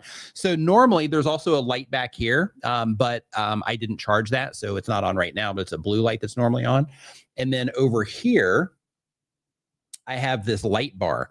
And this light bar does the same exact thing the other light in the back does, where it is, you know, just kind of just lighting up a little bit in the back end. And that kind of puts a little bit of a rim behind me for the sake of, you know, just kind of separating me from the background. So when it comes to the lighting setup, it's just those 4 lights that are around me that do all of the heavy lifting. I also have another one. As well. That if let me grab my phone here. I'm not sure if it's on actually. You know what? I don't think it is. But I have another one too that actually adds a whole other thing to the background here. And I'm just going to see if it comes on, because I don't think it's plugged in, but it might be. Yeah, it's not connecting. But anyway, the idea is that you know, there's lights all the way around when it comes to this, and it doesn't matter if I put a phone here. I mean, don't get me wrong. This is a good camera that I'm using here for this stream. Okay, that other light's not on. So this is a good. Oh, it is. There we go. Yeah, so I have this light too, to where with this particular one, you can see when I turn it on and off, it adds like more of a blue glow there to the background. So I have the one that's normally brighter directly behind me that's blue. And then I turn this one on sometimes as well, and it just gives like that bluer ambience. And then I can also change this, you know, if I want to, you know, make it like a different vibe or whatever, but I usually keep it on the blue when I have it on. But anyway, like with these lights, in order to get a good image, all you have to do really is let me unplug this and turn it off. All you have to do really is just start in the dark. Okay. So start with no light on at all. Get whatever stuff you need, right? So you might need to get, you know, like, you know, lights, if you're, you know, going to set up your lighting, or you can get something called a daylight balanced bulb. And Philips makes these, and there's some other companies that make them too. But basically with a daylight balance bulb, what it does is it like that particular color temperature, it mimics more of what the sun is. And because of that, the sun is like the, you know, most beautiful natural light, of course. And because of that, the daylight balance bulbs, when you are using those, you can put them in like house lamps. And since you put them in house lamps, you can, you know, put them up, and you can just kind of have it to where it's kind of shining over your way. You don't want it to be too harsh though. That's the problem with doing it this way. But if you didn't want to buy lights, then you can just get those bulbs, and you can get all the bulbs for like $25. And then you can use those in different fixtures. I actually have a video on my channel about this is exactly the stuff you need. DIY lights, Nick Niman. Yeah, I'll drop it in the chat here real quick. Yeah, so this one right here, share, copy, boom. Trying to get in here before Chantel gets it. There we go. Okay, so so with that particular video, that's gonna show you like a super cheap way to get the same exact setup. So I think that entire thing might have been, I can't remember now, but it might have been like $30 or $100. But basically, with that, same exact thing. So basically you set up, you know, the one light here. And if you have glasses, you want to make sure the light's above the eye line. So when you're looking around and moving around, you don't get that reflection. And then you have another one over here that's just a fill. So you have the key light, which is the main light that lights you up. Start in the dark, turn on. Technically, you can start in the dark and you can start in the back. But if you start in the dark, turn on the back lights first. And then you'll see the little rim that you have, around you from that. Then turn on your key light, because that's going to be the main light. And then from there, turn on your fill light. And the whole job of the fill light is just to kind of fill the shadows on the side of your face.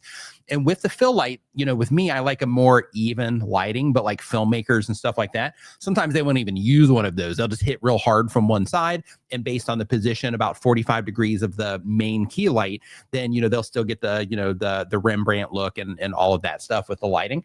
And it makes it to where, it still looks nice and good. Yeah, that's definitely an older video, but everything about it's still relevant now.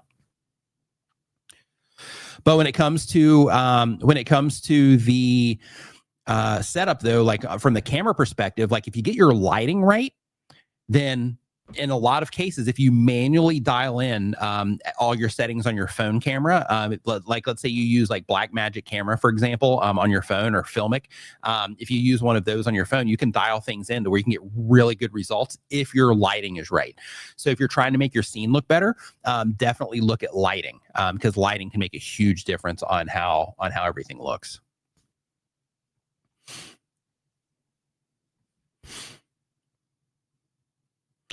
And Beanie says that orange glow in the background is underrated. Yeah. So also with these, I also leave these lights on too. So they're not the right frequency or whatever it's called with the electricity. So my camera's set for NTSC, but these are really more like PAL. And with the frame rate I have and all that stuff, you can see a little bit of a flicker if you look in this area, just like a really small one. But with these too, I also have just these like ambient lights around my place. And with those, that also, can help, kind of fill in some of the darkness in the background and, those types of things. But yeah, if you just focus on the lighting first, you might find that you don't have to get a camera. But if you do get a camera, some great solutions out there for you. The ZV-1 is great if you just want to, a fixed lens on it and you don't want to mess with anything. They're super small. So what we use over in the live studio for the single shots, the shot that's on D and the shot that's on me. You can also use something like this, the one that I just did that preview on. This is a ZV-E1. ZV-E10, sorry. And with this, you can change the lenses on it. And the lens makes a big difference when it comes to, the quality that you get also. You can also use something like this, which is a 6500. This is Sony 6500. It's really like between these two, like this one's cheaper. You should probably get this one. It'll save you, I think, like $300 or something compared to this one. So you should probably get this one if you are just looking for an upgrade. But if you just want something simple, lightweight, all that, then the ZV-1's good. But even like the Osmo Pocket is great because you can dial in the settings on that too. But the lighting has to be right. Right? If your lighting is right, it gives you tons of flexibility on the actual equipment that you use.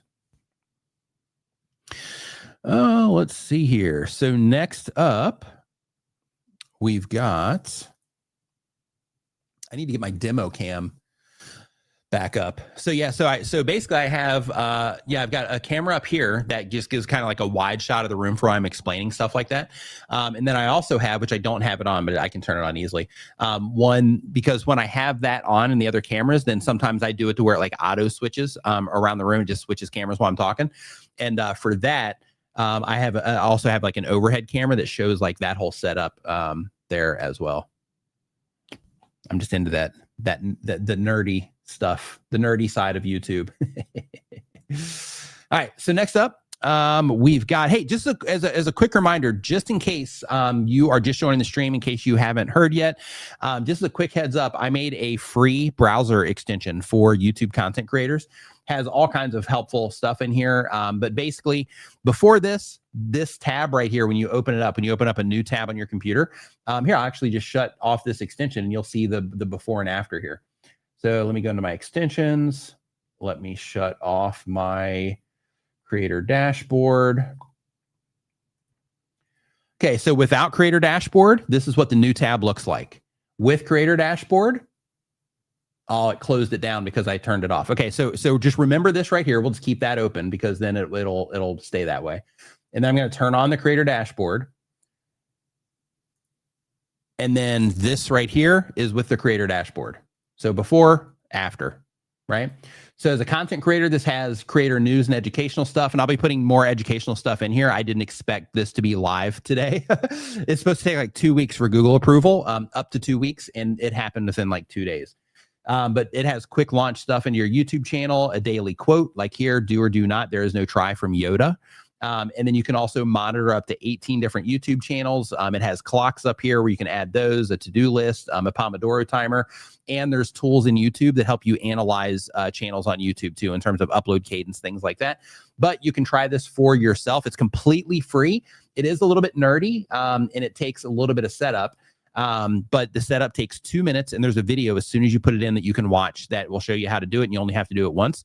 But the tool is called Creator Dashboard. You can find it on the Google Chrome store, and I just put a link in here as well. But again, this is completely free for you as a content creator, and it's a great way to turn your new tab from this into something that you can actually use. And as a part of this too, you can also update like the backgrounds to make things look, however it is that you want, based on, your own, preferences and how you like things to look, your own style, things like that. I personally, my favorite so far on this is I like the space vibe and I like the jungle vibe. Those are my two favorites so far. Yeah, I just like those a lot. I'm actually going to go back to the space vibe for now because I've had on the jungle vibe here for the earlier part of the stream. There we go. All right. But anyway, yeah, you can try that. Chrome store. If you do try it, and if you do like it, make sure you give a review too. So as other content creators find it, they're like, hey, this seems cool. Got some reviews on here. Let me give it a shot. And also, just in case you don't know, I also have an app, iPhone app for creators called New Creator. I've got a link to that down in the description as well, or you can just go to newcreator.app and check that out. But if you have an iPhone, it's great for helping you be able to do a bunch of stuff on the go. With this one isn't a free tool. It has a free trial, so you can try it. If you like it, cool. If not, that's fine too. But definitely give it a shot if you're a content creator on an iPhone. All kinds of helpful stuff in there for you as well. All right. Next up on the list, we've got Chappie Uncut is the name of the channel. Chappie Uncut. They are doing this to be a full-time content creator. And they say, is it normal to get only 30 impressions in less than 24 hours? My uploads just don't seem to move at all. I'm lucky to hit 400 in 2 weeks. Yikes. So a couple things. First, make sure your channel's verified and all that stuff. And by verified, I mean that you've just went through YouTube's processes for, for the channel. And then if I look at it here, okay, so a couple things. I'm just going to bring this to your attention because you're making content for creators, and as many of us that can help people as possible, because it's definitely needed. So a couple things to think about. The very first is like how you're grabbing people's attention. Okay, right now you need to work on that part because if YouTube does show your content to people, but 0 people are responding to it, then in that case, it's not going to help anything. So first off, right now, I would get really clear when it comes to the titles, right? Because YouTube, you need to make it just crystal clear right now on what it is that you're offering here. And I know you're trying to make a recommendation play here, which is smart, but I would definitely try to get just really clear when it comes to the language here, because right now you're just getting started and you're trying to just make it super easy for YouTube to understand exactly what it is that you're offering here, right? Are you doing creator stuff here too? Yeah, okay, so you're doing creator stuff all the way around. Okay, so the thing that I was going to mention is if we look at your spot the difference video, right? And I'm just going to select this one, and I'm going to select this one. Okay, so if we look at both of these, if we just imagine, we'll do this with the whole thing. Let me turn on a different extension that I have here for myself. And then we'll refresh your page. Okay. So for here, if we remove your titles completely from your YouTube channel, okay, if we take that approach, because remember, the thumbnails on YouTube are the things that grab attention. Roberto Blake in the house. What's up, dude? So for my creator dashboard, so it works currently on Chrome. It works on Brave, the Brave browser. It works on Arc, and it works on Edge. So it can be used with all of those. I don't have a Firefox version yet, so I will make a Firefox version as long as in the live stream, people seem to think that it was pretty cool, which is great. And feedback that I've had with others, personally, they seem to think it's great, but I just want to see, like, are people going to use this? If so, and other people enjoy it like I do, then in that case, then I'll definitely make a Firefox version for it. But back to the lecture at hand. So right here, if you take your titles away, since thumbnails are designed to grab the attention of the people that you're trying to reach, right now, this doesn't say anything to content creators about this being for them. This one here, because the power behind growth, what kind of growth? Is this personal growth? Is this, channel growth? Is this growth on social media in general, TikTok, Instagram? Like, are you growing brains? Like, what is it that you're actually growing here? Posting into the void, not super clear on who this is actually for. And it's kind of, you have to, kind of pause for a minute to even read it. On YouTube, you want to make everything just super clear, obvious, and easy for people. Because the more complicated that you make it, the more friction that you're going to cause. And because of that, you need to make sure that you are just trying to make things just clear and easy, especially where you're at right now. And Renee says, did Nick remember where he left D at? I think, I mean, I'm not saying that, this is a hint, but, it could be. It could be. But speaking of which, so here, the same exact situation. There's nothing here that says this is about YouTube unless somebody knows Rob, right? Here, you have a little indicator here with the YouTube Creator Studio kind of version that you have there, but none of this is easy, right? Here, the YouTube growth niche. This one is the only one that you've had so far that could stand on its own. This one here, the important part that's going to help people identify that it has something to do with YouTube, you're actually covering it up with a bunch of text in yourself.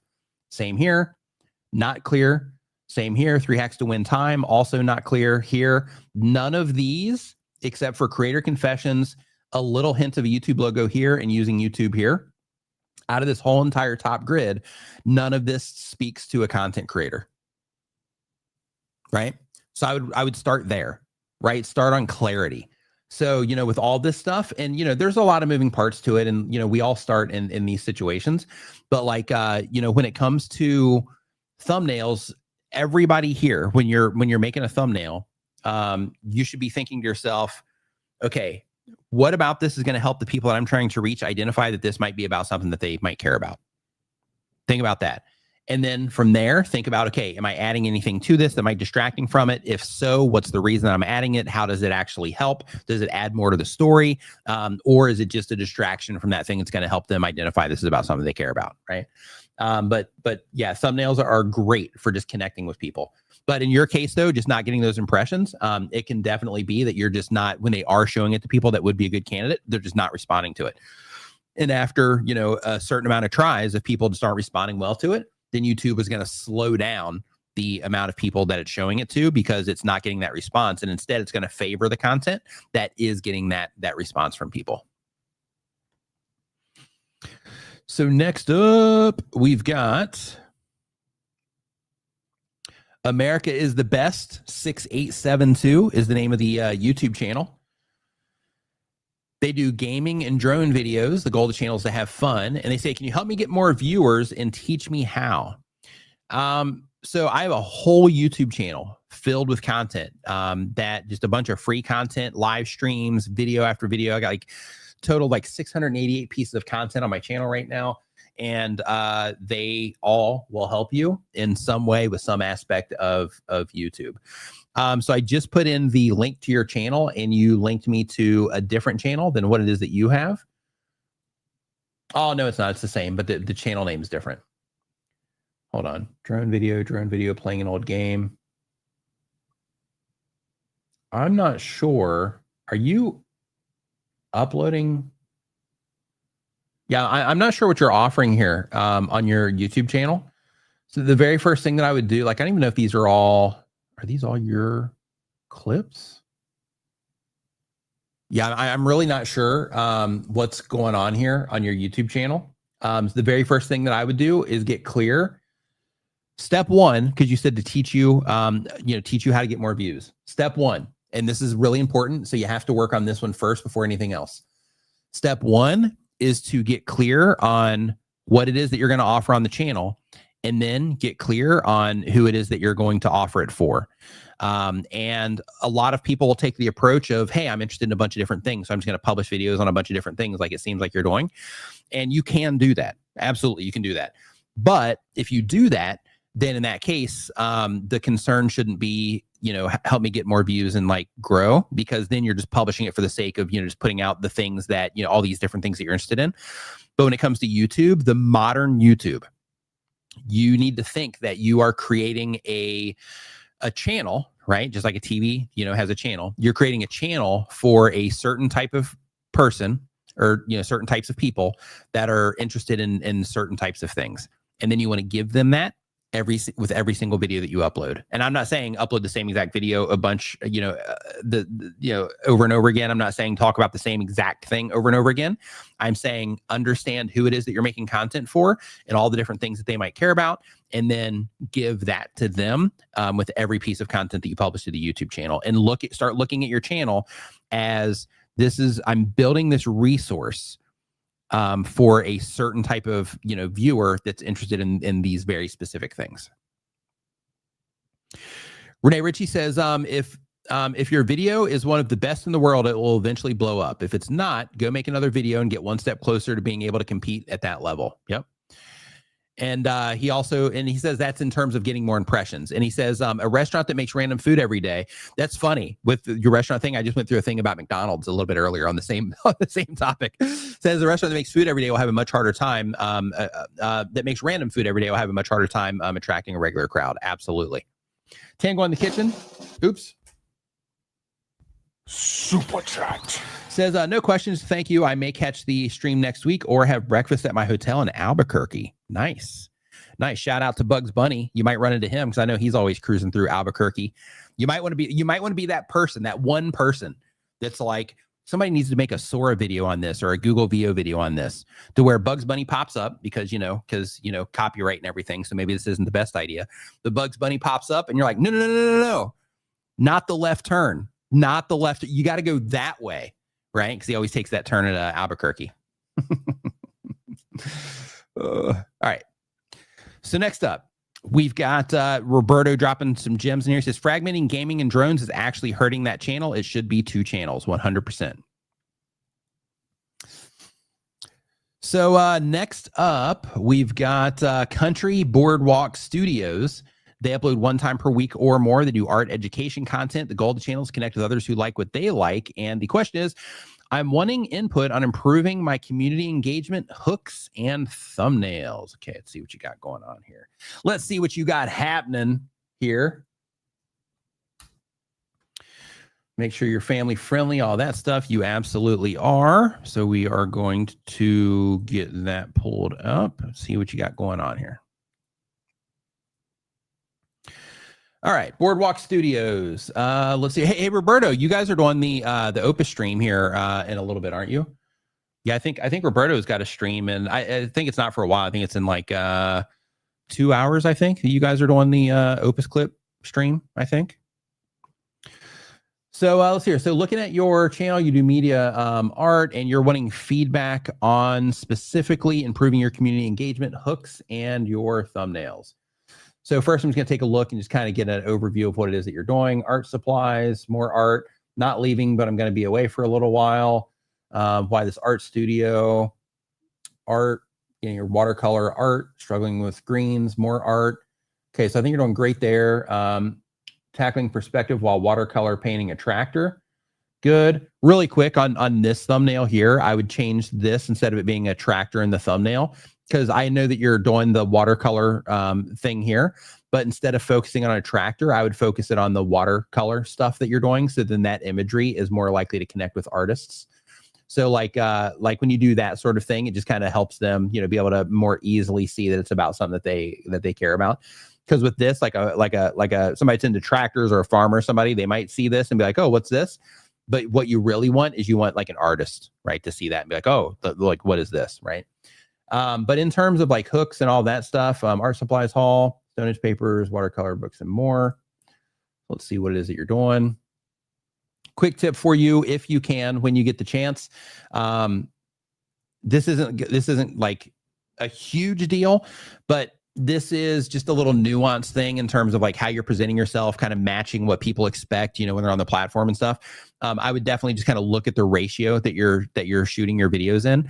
So it's more common on YouTube. Like you can get away with this, but it's more common on YouTube to shoot them in like a 16:9 aspect ratio, like 1920 by 1080, 1280 by 720, like that kind of, you know, approach, versus, you know, doing the more, you know, 4:3 type of thing that you have going on here. So just a heads up there.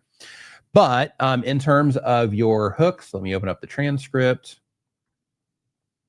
By the way, that transcript button I just hit, I'm going to be adding that to the extension. This whole button set right here, I'm going to be adding that to the to the other extension, to the creator dashboard extension. I'm going to be adding that probably in the next update, just so you know. But anyway, let's see here. It's October, and so for most people, most artists during the month of October, that means some kind of challenge, some sort, like Birthtober, Inktober, any of those days. Okay, so we're 30 seconds in almost. Challenges that you're trying to do and accomplish, like the month of October, but here at Country Boardwalk Studios, it's my annual birthday haul. Okay, so you wanted advice on hooks, right?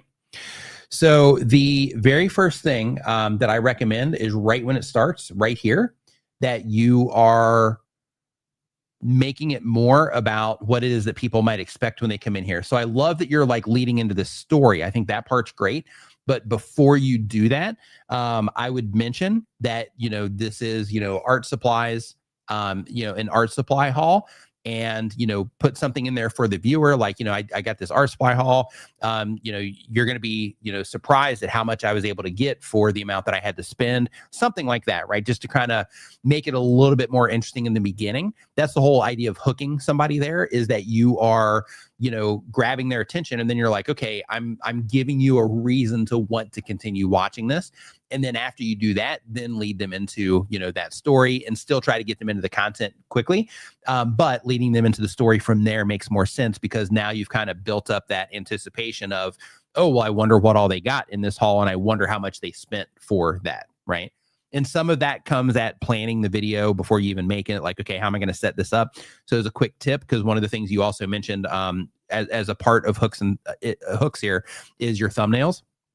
So when it comes to that, try to think about those things before you even go and make the video itself. And by doing that, it's going to give you a opportunity to make sure that when your videos start, that you can think about, okay, if somebody sees this thumbnail and it grabs their attention, they read the title and they're interested in seeing this art supplies haul, then, you know, then what would I say when the video first starts, or what should I say when the video first starts, in order to, you know, kind of capture them there? And then from there, how can I make, you know, this hook part interesting enough to where I just kind of add some curiosity there as well, or another emotion, to where it would make people feel like they want to, you know, keep watching the video, and then, you know, lead into the rest of it from there. So I would definitely, you know, try that sort of thing. When it comes to the thumbnails itself, I would definitely, you know, continue focusing more on the, you know, art related imagery. Like here, you do have some paintbrushes in here, but, you know, but there's a big focus on you here, just all the, you know, all of this.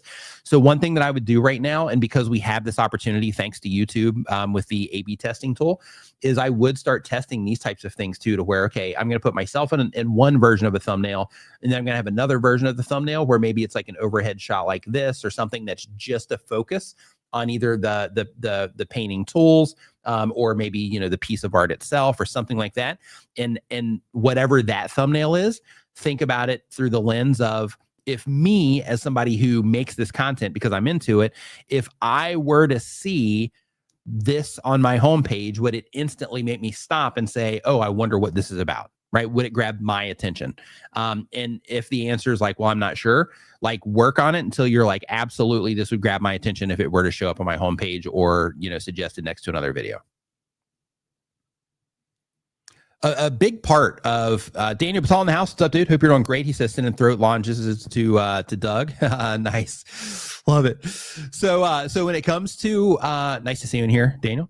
So when it comes to thumbnails, it can be really helpful. Just YouTube in general, just being intentional about the stuff that you're doing. So, you know, for example, if you are, you know, making a thumbnail, just intentionally being like, okay, not just okay, is there something that I can, capture from this video that I can use as a screenshot here for my thumbnail? But sitting back and being like, okay, I'm trying to reach people that are interested in, like in this case, like watercolor for this particular video. So if I'm trying to reach people that are into watercolor, what could I possibly show that would be big enough in the thumbnail that would help them instantly at a glance, help them be able to identify that this video has something to do with watercolor? What can I put there? Right. And I would, start doing that with that intentionality of what can I put there and how exactly will this help them identify it? And another kind of addition that you can add to that is, okay, if my video was put in a grid, like it's not super likely that you're going to own, I mean, it happens sometimes to me with like music, but the likelihood of you getting shown next to like 20 other, watercolor videos is probably going to be pretty low unless that person only watches watercolor videos. But another thing to think about for all of us when it comes to our videos is thinking about, okay, if my video were shown next to, like in this case, a bunch of other inside of a grid of just videos that were targeting people that are interested in watercolor, how would mine stand out against those? And how would mine also, attract a person that's into watercolor and help them to easily identify that this was also about watercolor when they have an option of other videos about watercolor or whatever topics, that we make our videos about. Melinda says, especially interesting info today. Thank you. My pleasure. Glad that you are enjoying the content, and thank you for your membership of 35 months. Super appreciate it. Yeah, sometimes this is the answer. Country Boardwalk Studio says, focus on the item instead of my face/brand then. Yes, sometimes that's the answer, not always. So sometimes, having you in there, like if you have an established brand, then in that case, having your face in there can be that thing that helps people identify that it's yours. Like, if you're just getting started, then in that case, experimenting, hey, I'm going to put my face in here. I'm not going to put my face in there to see if, your face, causes people to respond to it better. However, like when you're first getting started, if people don't know who you are yet, then that face, isn't something that you can necessarily leverage in terms of people know who this person is, and they're going to stop and look at it because of that, right?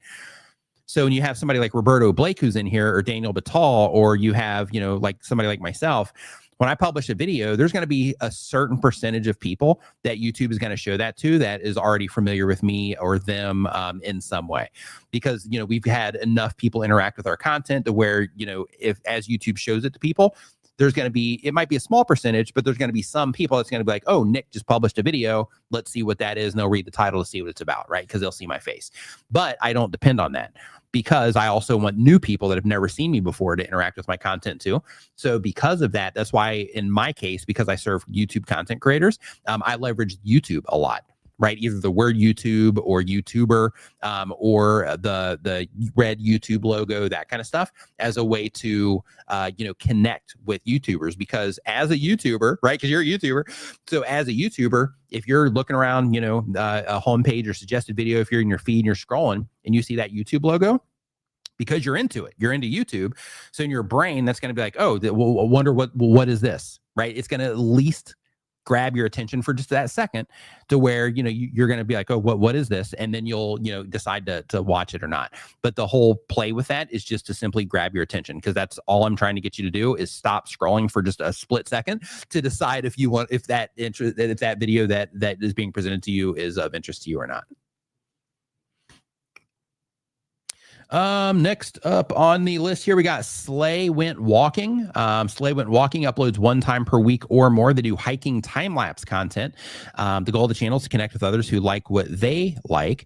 And the question is, how can I get more local subscribers and viewers?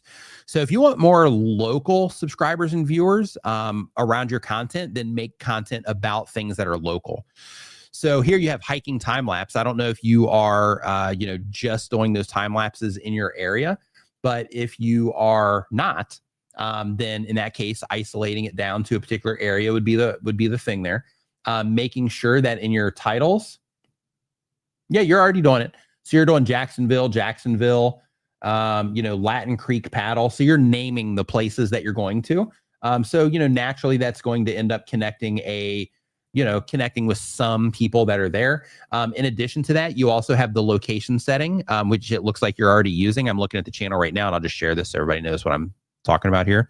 Instead of me just being that crazy person shouting at the sky, you can actually be like, oh, he's actually not just rambling. He's looking at something. So yeah, so this is the thing that I was going to talk about here. You're already using that as well. You might want to also throw in some Jacksonville related hashtags. So just do a little bit of research up here, looking for, hashtags around your area. So like if people are looking for, I don't know, are you kayaking? Is that what this is? Boats or kayaks, whatever, in Jacksonville, just look to see what people are looking for in the hashtags that people are using around that. And then, add those too. So you can add up to, I think they've raised it to 60 now for hashtags. Do 59 just to be safe, just in case. But you can use up to that many hashtags. Before you do that, make sure that you go to the Google help pages. So just hop into Google real quick and be like, hey, hashtag limit YouTube Google help pages, and make sure you put the Google help pages at the end. And then it should take you to a page on like an official page that confirms that, but just double check that before you do it. But anyway, you can put hashtags that are related to this area in there. And then as people, run across them, if this does well for that, then that can also be just one additional way that people might be able to, find your stuff in your local area. But yeah, making content about the area, using the location thing, plus using hashtags around it. Yeah, that's gonna be your best chance there, outside of doing like local PR related things in the area. Build and Fix with Mooney, thanks for your support there. 29 months says everything Nick teaches works. Just saying. Thank you for the endorsement. Appreciate it. Brian G. Johnson in the house. What's up, dude? Hope you are doing great.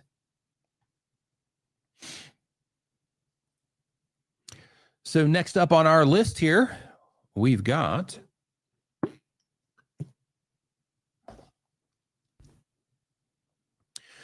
Heather Race Healthy Habits is the name of the channel. They do health and wellness content. The goal is to be a full-time creator. The question is, I'm new to the health and wellness niche. Can you look at my channel and give advice to grow faster? So I can. And one thing that I just want to let you know is that, you're new here in terms of not just to the stream, but you're new when it comes to, the health and wellness niche, possibly, YouTube. So it looks like you haven't really been publishing consistently. So it looks like the last long form video you made was 5 months ago. Live stream a month ago. Let me see when you made this last video here. Go into the description. October 23rd. Okay, so you're doing some shorts. So here, okay, so the very first thing that I'm going to mention to you is that if you are trying to service the health and wellness viewer, then in that case, I wouldn't be publishing content like restful days in Australia, right? Beautiful days in Australia. Healthy food and nature, that's in alignment with who you're trying to reach. Healthy habits, that's in alignment with who you're trying to reach. Healthy journey, weight loss journey, morning workout, yes. Healthy mom fitness, yep. Thank you prayer, not so much. So the very first thing that I would recommend is just running your content through a filter. And this is like a filter, just like the base level, right? So you can get a lot more granular than this, but the very first filter that you should start running your content through is this crystal clear that this is for somebody that's interested in health and wellness? Yes or no? If the answer is no, then I wouldn't publish it right now, because you're trying to grow an audience of people that are interested in health and wellness content. And every video that you make that isn't putting you in that direction is just complicating things for you. And the reason for that is these 315 people that engage with this, if they enjoyed this, and let's say that they happen to watch another one of your videos that was unrelated and they enjoyed that, then in that particular case, YouTube might start showing them some of these other videos about health and wellness. And because that's not really what they're into, they end up swiping away quickly because that's not really, what it is that they want. And that tells YouTube that the people that are engaged aren't really, into the content. So that's kind of an extreme, example, but those types of things just kind of complicate what it is that you're doing, which is why it's so important to just make sure that you're just getting crystal clear on like who it is that you're trying to serve. And you're just not applying it. Right. So you're clear that you are trying to serve people in the health and wellness niche, but you are just currently not taking that action to serve those people, in the health and wellness niche with all of your content. So, there are additional things you can do like personality pieces and, things like that. But right now, like where you're currently at, you've got 212 subscribers on the channel, 113 videos. Now's the time to start dialing that stuff in and just thinking like, okay, every video right now, like, cause I'm trying to build an audience. I'm trying to get people that are into what it is that I'm making here. So because of that, let me make sure that every single video that I publish is a perfect fit for those people. And in order to do that, I would be publishing the short form content because that's going to introduce you to them. But then I would also start making some, long form videos too, so that you can get in the habit, as long as you want to. But because you're mentioning about, growth here. So, so as a part of this, you can also solve problems for people in health and wellness, give people information, encouragement, all these things. You can do all of that here for long form content as well. And then with this gives you the opportunity also, with shorts, you also have the opportunity to reach people on home pages and everywhere else because YouTube is really aggressive about shorts. However, if you do long form content, then that also gives you the opportunity to get yourself in front of people that want to spend more than, 3 minutes on a video or more than, however long, some of these videos are more than 40 seconds with you, right? And if you want to grow and you want to grow a community, you can do it through shorts with volume, but it's a lot easier to do through this type of content, especially if you're trying to get monetized, those types of things. It's a lot easier to do. So Anong asks if my creator app is, my new creator app is for laptop. At this moment, no. You can use the free browser extension that I just made. It's called Creator Dashboard. It just went live like an hour before the live stream today. I didn't even expect it to be live for like another week, but they just approved it and made it live. But there's a link to that in the description. This you can use on your laptop. And basically what it does is it takes your new tab from looking, It takes your new tab from looking like this to looking like this, to where you have channel information, quotes, world clocks on here, a to-do list, creator news and education feed to make sure you stay up to date with everything that's happening on YouTube. You can add up to 18 YouTube channels right here that you can monitor. You can adjust the sizes of this too to make it kind of look however it is that you want. You have a quick launch dock up here to quickly jump to any, social media platform that you want. There's all kinds of links inside of here for different like platforms, productivity tools, YouTube creator tools, AI tools, if you're into that, and other stuff like Google Trends, Patreon, Spotify, those types of things too. But you can absolutely use this on your laptop. And it's free. Takes a little bit of setup. So the setup I'm sure is going to discourage some people from using it, which is okay. But the setup is a little bit nerdy. You got to set up like an API key for it. It's free to do, but you got to set up an API key for it. It takes like 2 minutes to do, but you only have to do it once. So, it shouldn't be an issue, but it's something that I think that you'll really enjoy if you are looking for some solutions for the laptop. And then for the new creator app, because it's not currently available on laptops. However, I am working on, now that I have this project done, I'm focusing on my content because I need to publish more videos. But I'm focusing on the content, but as the secondary, I'm spending more time completing, because it's almost done, completing the version that you'll be able to access on a laptop for the new creator app as well. Thanks for the endorsement there, Daniel. Super appreciate it. Says he's using it this morning. Pretty cool. Love it. Thank you, dude. Let's see here. So next up, we've got Arizona Shoots is the name of the channel. They've been on YouTube for a year or more. It's a photography vlog. That's cool.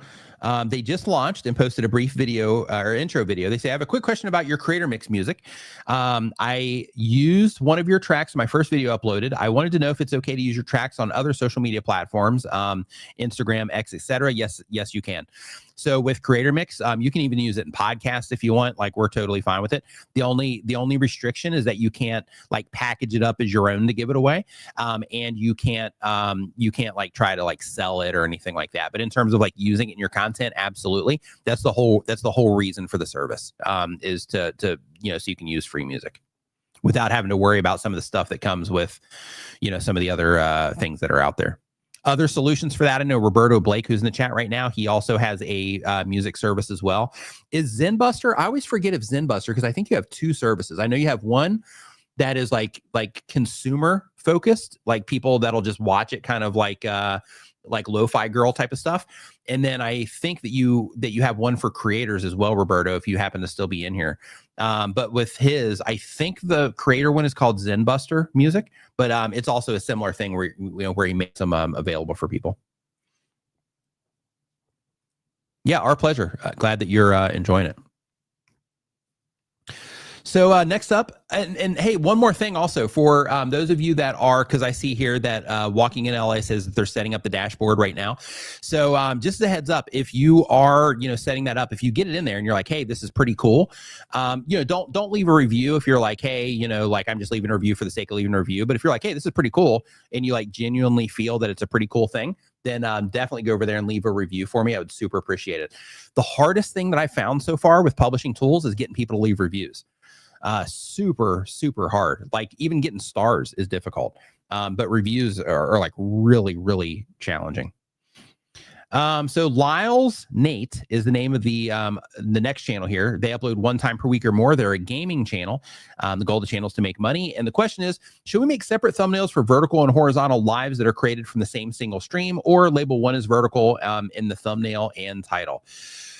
So that solution is getting fixed for you when it comes to YouTube. So YouTube is rolling out, and some people have it already, but YouTube is rolling out a thing for your live streams to where it is going out to the vertical shelf, and it's also going out to the we'll just call it regular. So because of that, you're not going to have to worry about that for much longer. So letting people know that you are, that one is different than the other is definitely a good play for the ones that you have on the channel. Letting them know that it's vertical and making a thumbnail that kind of makes it look that way is good for your viewers to create a better experience for the people that are interacting with your live streams. That's definitely a good play. But when it comes to YouTube, they're actually making all of that easier. So basically, with the new feature that they're rolling out, when you do a live stream like we're doing right now, they are also going to be putting that in the vertical shelf, and then they have everything kind of positioned in a way to where it makes sense there, from how it's being cropped, and then all of the stats and everything in chat and all of it gets all put into one chat, which is awesome.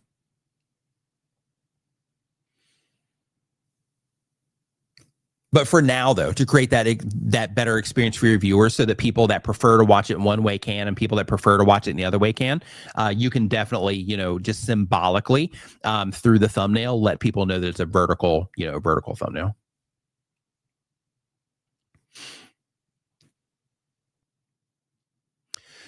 Saman says, do you review non-English channels? So I can, but the problem with non-English channels is that if I can't read the title, then it's challenging for me to give you advice on the title, right? And like, if I can't read the title, then I can't really make out what the video might be about.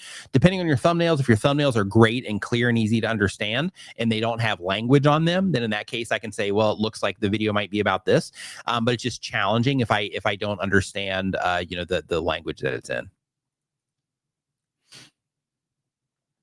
The Poor Man's How-To channel is the next question. They say, Nick, specifically speaking of comments, when can you and can you not tag someone when you're responding to their comment in the comment section? I know you can tag other channels in your title and description, but I see a lot of variation as to when people respond to each other, and it allows a tag of that other user on the channel. When does responding to a creator pinned comment create a tag for that creator, or when responding to another viewer?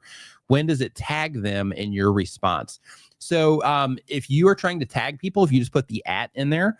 Oh, hey, really quick. Yeah. So just Roberto Blake just followed up on that. So I think he's on a little bit of a delay from the stream, or it could just be my delay from the stream. But he says that ZenBuster is copyright free for people to use. So his, if you go to, I'm just going to double check here really quick and see if it's zenbustermusic.com or if it's just from the YouTube channel, music.com. Let's see here. Okay, that's not it. So don't go there.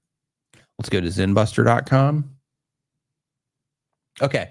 Yeah, so you can go to zenbuster.com, and then I think this is going to, nope, that's like posters and merch. Yes, I don't see a link to the YouTube channel there. So yeah, I think you just have to look for ZenBuster Music on YouTube in order to get to that. But yeah, so in terms of the pinning, or sorry, the tagging, if you put the @ then if YouTube allows it on that feature, then they'll let it through. If not on that feature, then they won't let it through. So if you're trying to tag somebody else, then all you have to do is put that @ symbol on there, and then they should get that tag. Things you want to be careful about, though, is like using other channels to tag yourself and, things like that, because that can be marked as like spam. I'm not saying you're doing that, but in case there's anybody here that's like, hey, I could use other channels to tag myself in a bunch of comments all over YouTube and kind of send people my way that way. Don't do that, because YouTube will detect that as spam, and then you'll end up losing everything and getting banned from everything. So definitely don't do that. That's not a thing. But I know some people have tried to do similar things. Let's see here. And Memories and Must-Have says, with less than 100 subs, what are your thoughts on changing a name? It's perfectly fine. Changing your name is perfectly fine, when you're getting started like that. And then once you commit, though, just try to commit to something, because it will be what people get to know you as. It will get to be how people, reference you. If somebody, watched your content in the past and they run across somebody and they're like, yeah, I was watching some videos on this and it wasn't really that good. And they're like, oh, hey, I know somebody that makes content like that. Their channel's called whatever. It just, helps you be able to consistently, be just remembered, when you have that, that one that you stick to. But for now, yeah, you're good. Jared J reacts says, can we use Creator Dashboard for more than one of our channels? So right now, this is the minimum viable product that I put out. It's the MVP. So the whole idea with the MVP is you get it to a state to where you're like, yeah, this is pretty good. And then you put it out, see how people respond, and then from there you modify things. So on my list, I've got a huge list of features that I'm going to add to it. But first, I just got to see if people like it, and then from there, if people like it, then I'll get to work on building those things out. But when it comes to using it on more than one channel, technically, if you go into the settings area, like here, I'll show you real quick. I'll actually put your channel into mine. So technically, I mean, you can use it on anything because it's in your browser. So you can use like the YouTube tools that are on YouTube. You can use that on any account that you're logged into because it's part of your browser. In terms of the information that shows up here, in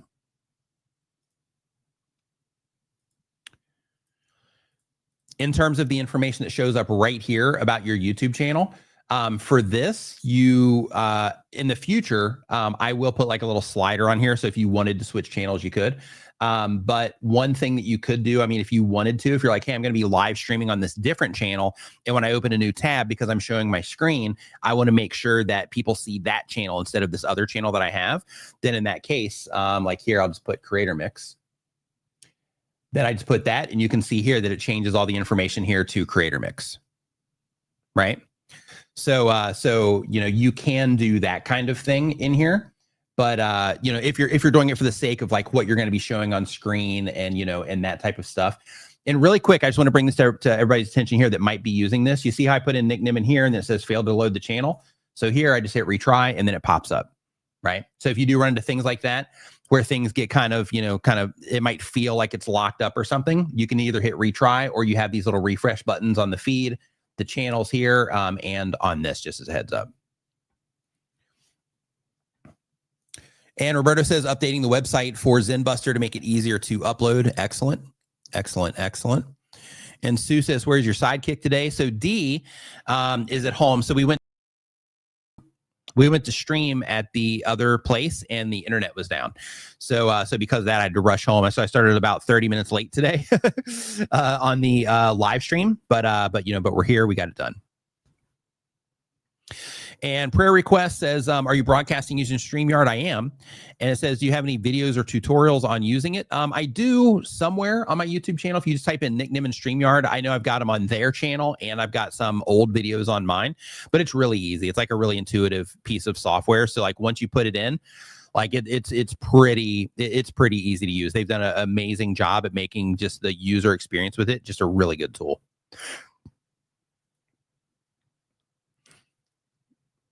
Real Sync, the Real Sync 4 is the next question. They've been on YouTube for less than 6 months. They do podcasts and commentary videos. The goal of the channel is to make money. And they say, how can I improve my thumbnails? Let's see what you got. You might be crushing it already. I don't know. Let's see. Let's see what's happening here.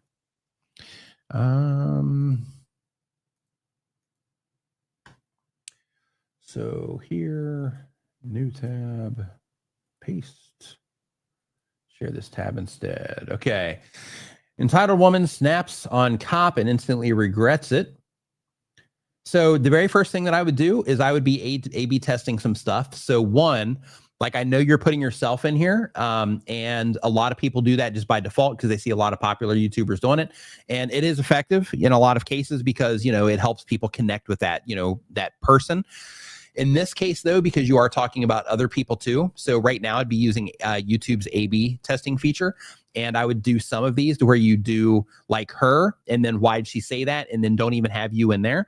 And the reason for that is because right now you're trying to bring, like this whole thing is about the entitled woman snapping on the cops and instantly regretting it. So because of that, I would focus all of the attention on her. But if you look at what's actually going on here, if we make that bigger, I need to change my channel review tool so it works, so it kind of complements my dashboard, because my zoom in tool, I can't get to it right there because it's underneath the other one here. But here we'll just do this anyway. We'll just do this. There we go. So if you look at your thumbnail here, you can see that that you're actually like a big part of the focus here, and she's more secondary. The text is actually the main focus, and then you, because you're just bigger and more prominent, and then her. So I would experiment with like having this as one of your tests, and then another one where you completely remove you, and then put maybe like the why'd she say that, like right over here in this particular area. And then maybe for the third one, just have one with her on here. And then this is where tools like Nano Banana can be really interesting. Is I'm not sure if inside of this video, I'll just skip through real quick. Yeah, you actually got some interesting possible screenshots on here, but if there's anything with her and an officer, yeah, something where there's like a lot of emotion with her or something in there, maybe, just put up one of those. But I would definitely try like some of those things too. Like when it comes to thumbnails on YouTube, they don't all have to be like polished, professionally done like thumbnails. Ooh, this is good. Maybe zoom in on this a little bit, or maybe have like Nano Banana try to like recreate this right here. Just to kind of crisp it up a little bit, or maybe put it in like an image upscaler or something like that, like Topaz Labs, in order to like really get a lot out of this image and have something like this, but try to get a little bit of emotion on her face. And you can use Nano Banana for that emotion too, if you wanted to. But basically having with your thumbnails, have what it is that you're currently doing, and then have, some variations of that just to see what people respond to. Because right now, at 52 subscribers, like you using yourself in the thumbnail, if you already have other people in there to grab attention, you using yourself in your thumbnail in the future, that'll be valuable once your channel, once you have like an audience.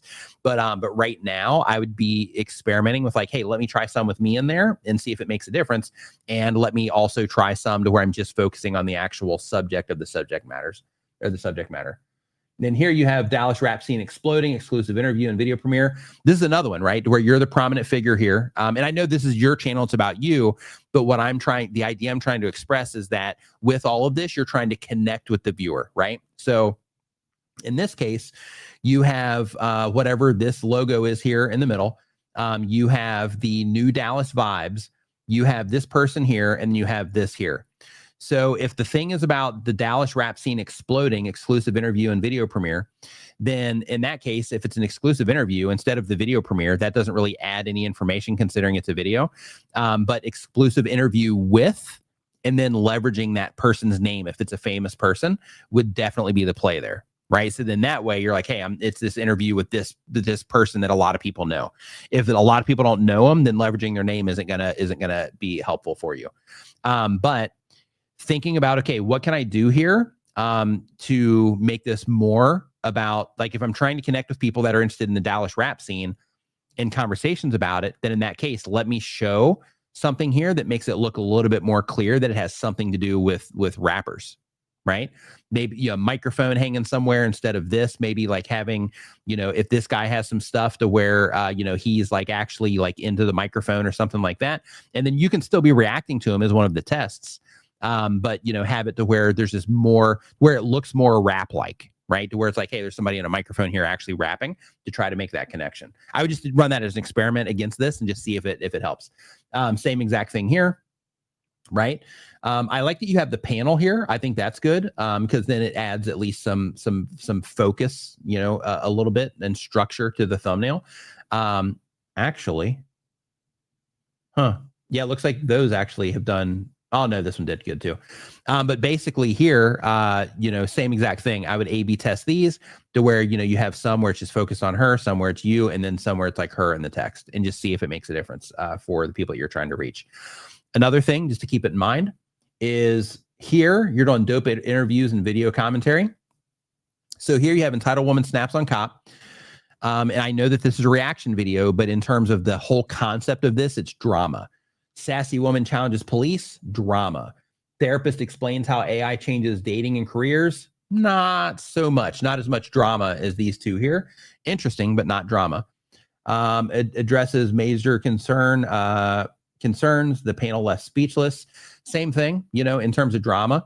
So, like I would definitely just consider right now being like, okay, am I going to lean into more of this drama stuff? I'm going to be talking more about these types of things. Because I think when you're doing like the therapist content, there's a certain type of value that's going to be coming from that. And it's going to be a wildly different value than the value that's coming from like this drama content about these people getting arrested, right? So I would just kind of dial that thing in a little bit. And here you have Dallas rapper on music influences and female rappers. Same thing here. So I understand that you are making these like different pillars of content, and that's smart, but you still got to kind of try to wrap that into, a particular type of viewer in some way. And right now I think that you're kind of breaking those things up a little bit. So I would focus, more on like, am I trying to add this type of value, trying to get people all fired up to this drama stuff, or am I trying to have like, conversations around music? And then I would lean into which one of those matters the most to you. Like for example, right? If this is me, because I'm into rap music. So if it was me and I had this channel, for me, this stuff I wouldn't publish because I don't try to, like I'm not into just drama in general anyway. And I there's just so much of that out there that I would just, like I wouldn't want to make content about because I wouldn't want to, soak myself in it, so to speak. So for me, those would be out. But you might be into that, and it's, no judgment. But for me, because I'm into rap music, like I would try to build the channel around, like if this is mine, I would be like, okay, let me have these conversations around rap music because that's something I'm into. And then for people that are into rap music and into deeper conversations around rap music, I'm going to be that guy. I'm going to be the resource for that. Just like people come to me for YouTube, right? Same exact thing would be there. They wouldn't come to me for music, and then I'm also showing them this drama stuff. They would come to me for, conversations about rap music. Or the therapist explains how AI is dating in careers. Therapist addresses major concerns. Panel left speechless. Not sure what the concerns are.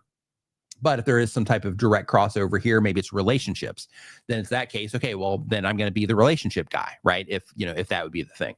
And then talk about all of the nuances and build your pillars around relationships, or build your pillars around, rap music, or build your pillars around drama. But I would just try to figure out what value it is that you're trying to provide so that you can consistently give it over and over again. And the reason this is super important is because if I came to your channel because I'm into rap music and I like these videos, and I'm like, man, these are great. And then YouTube recommends me these, I'm not clicking on them. If YouTube recommends me these, I'm not clicking on these either. But when you publish a video about rap music, I might respond to that.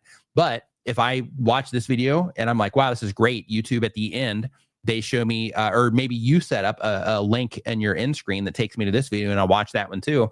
And you have another video about rap music and I watch that one too. then YouTube, in addition to coming at me topically, they're also going to factor in that, hey, this person just watched 3 videos on this channel. They're like super engaged here. I left comments, likes, all that stuff. So because of that, let's show other content from this channel because this user is clearly engaged in this channel.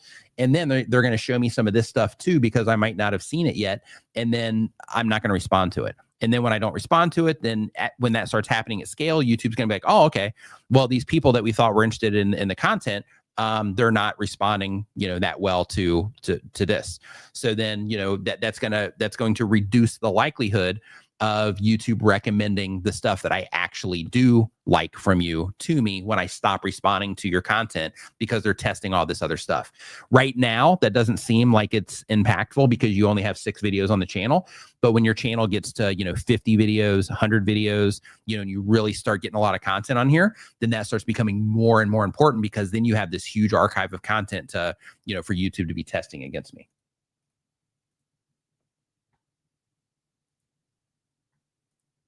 All right. Next up, we've got Ops and Giggles.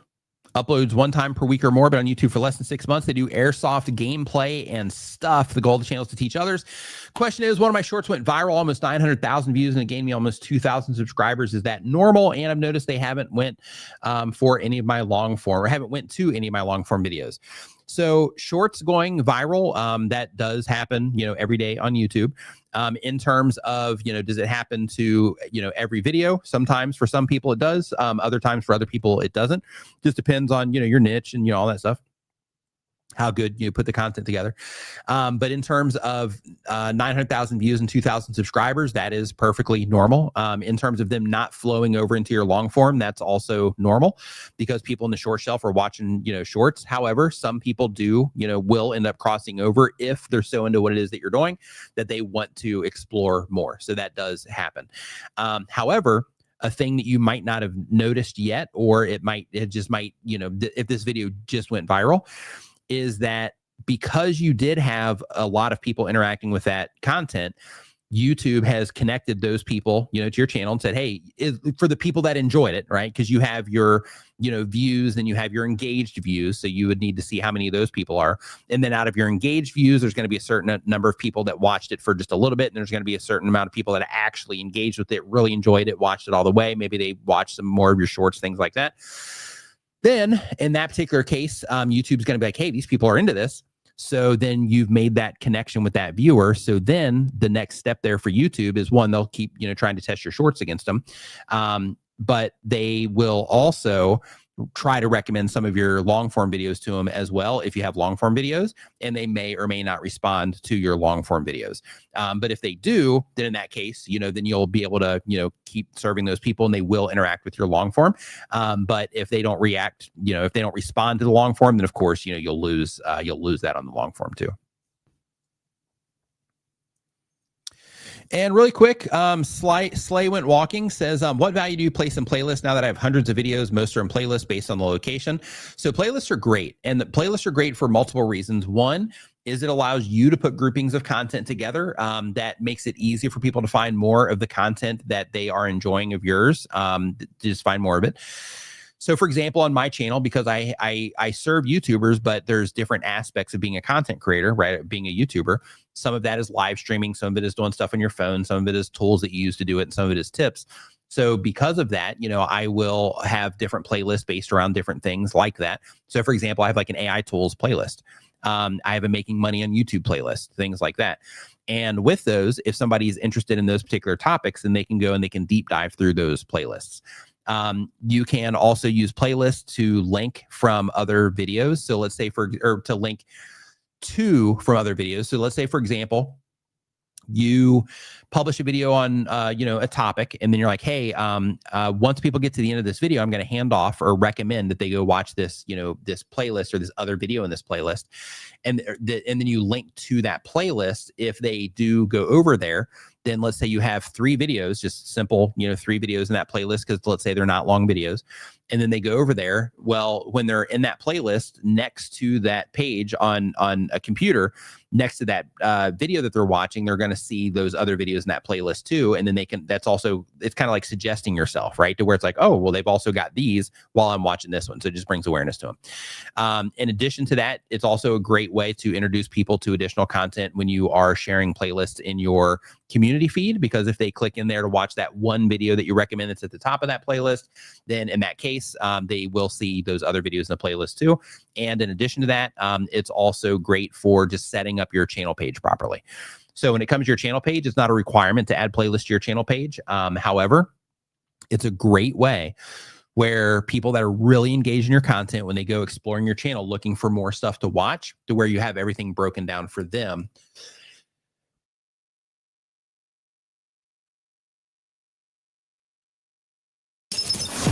If you're enjoying the show, remember to give it a thumbs up and share it with a friend right now. To where you have everything broken down for them in a way that helps them more easily be able to find what it is that they enjoy most from you.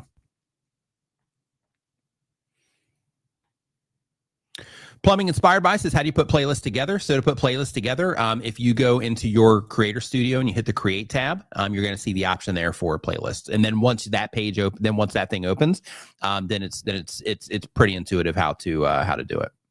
Once you get into that particular part. Next up, we got Plumbing Inspired by James Golden. Hey, if you make plumbing content, definitely check out Roger Wakefield. Normally I have his cup here but I came in here I rushed in here today because I was running behind. So I don't have his cup handy, but normally I would be able to represent Roger too. But yeah, if you're a plumber, definitely check out Roger Wakefield on YouTube. But your content is educational and inspirational. The goal of the channel is to make money. And the question is, I'm wanting to grow my channel beyond shorts posts and live posts. However, I have no experience with long form videos. What are some good tools to use for creating and editing that will help me do so? Great question. So when it comes to long form content, some options that you have is you have the whole Adobe Creative Suite, which is amazing. That includes Adobe Premiere, Adobe Audition, Photoshop, all that stuff. It's all the tools that you need to do the job. It's absolutely amazing, but it comes with a subscription. A lot of people don't like that. So because of that, some people don't use Adobe because of it. But Adobe Premiere is great. Adobe Photoshop is great. It's like if you want to make pretty much anything, you can do it in Photoshop in terms of, from a graphical standpoint. A free thing or free video editing software that is also amazing is called DaVinci Resolve. The Wizard Room just posted it in the chat here. Daniel Batal, who was in the chat earlier, he also has a YouTube channel that's dedicated to DaVinci Resolve, to where he teaches you through his short series and his long form videos, just, tips on how to, better understand, do all this cool stuff in DaVinci Resolve. So when it comes to DaVinci Resolve, that's another solution for you. DaVinci Resolve is free, no monthly subscriptions, anything like that. But for their base version of it, it's completely free for you. And then you also have CapCut, which is one that people use a lot. When it comes to CapCut, the problem with CapCut is they do have some weird licensing things, but as long as you're okay with that, then in that case, a lot of people are using CapCut for tons of stuff, and they have the mobile app and all that goes along with it. Adobe Premiere, by the way, just in case you guys don't know, Adobe Premiere also just recently put out a app as well. They did it right around the Vid Summit. But they have an official now. Let's show it to you right here. They have an official Adobe Premiere app now. So just as a heads up for you guys there that are Adobe Premiere users, as a part of that, you can get started with a project here. And I haven't done this yet, but in here and setting this up, you can start a project here, and then you can pick it back up on your computer later, which is pretty incredible. So if you're, hey, I'm going to work on this during lunch, and then I'm going to polish it up at home. Yeah, you can do that now in Premiere. But when it comes to the tools, so that's good for editing. When it comes to processing your audio, you have Adobe Audition. You have all of the audio softwares like Logic Pro if you're on a Mac, Cubase, all of those. Reaper is another one. There's a free one called Audacity. Is a free tool for processing audio. All of them, will get the job done. There's also services like Adobe has a paid service called Adobe Enhance. if you're like, I don't want to learn how to process audio, but you still want your audio to sound great, Adobe Enhance is the way to do it. Basically, you just render out your audio file, upload it there. It does all the processing using AI, and you can adjust how intense it is, right? So you can be like, it sounds a little bit too processed. Let me dial it back a bit. Then you can do that, and it's amazing. When it comes to graphics, you have Canva, you have TubeSpanner, you have what else? Photoshop, again, but falling back on the Adobe Creative Suite there. So yeah, canva.com, tubespanner.com, and photoshop.com. I guess it would lead to that. When it comes to, since we're talking about tools, if you want to repurpose your content, so if you have long form content or live streams, because you mentioned that you do live streams, if you have live streams, then Opus Clip, who is a sponsor of mine, they're also a great solution for repurposing your content. So with that, you can take live streams. You can take live streams and then, or just long videos, and you can load them into Opus Clip, and then it will use AI to just figure out the best parts of the content, and then it gives you a bunch of clips to choose from. So you can use that for vertical content.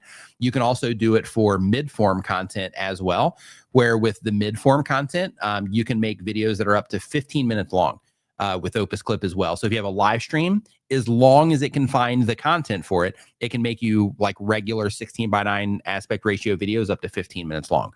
They have all kinds of cool stuff over there too, like a search feature. They have something called Agent Opus, which is something that just came out. And I mentioned it earlier in the stream, but because Monique mentioned here that she loves Opus and Opus for the win, they have here, they also just published a app as well. So if you're on an iPhone, Opus Clip now has an app as well. So, okay, so we've got video editing, we've got audio processing, we've got graphics, we've got repurposing.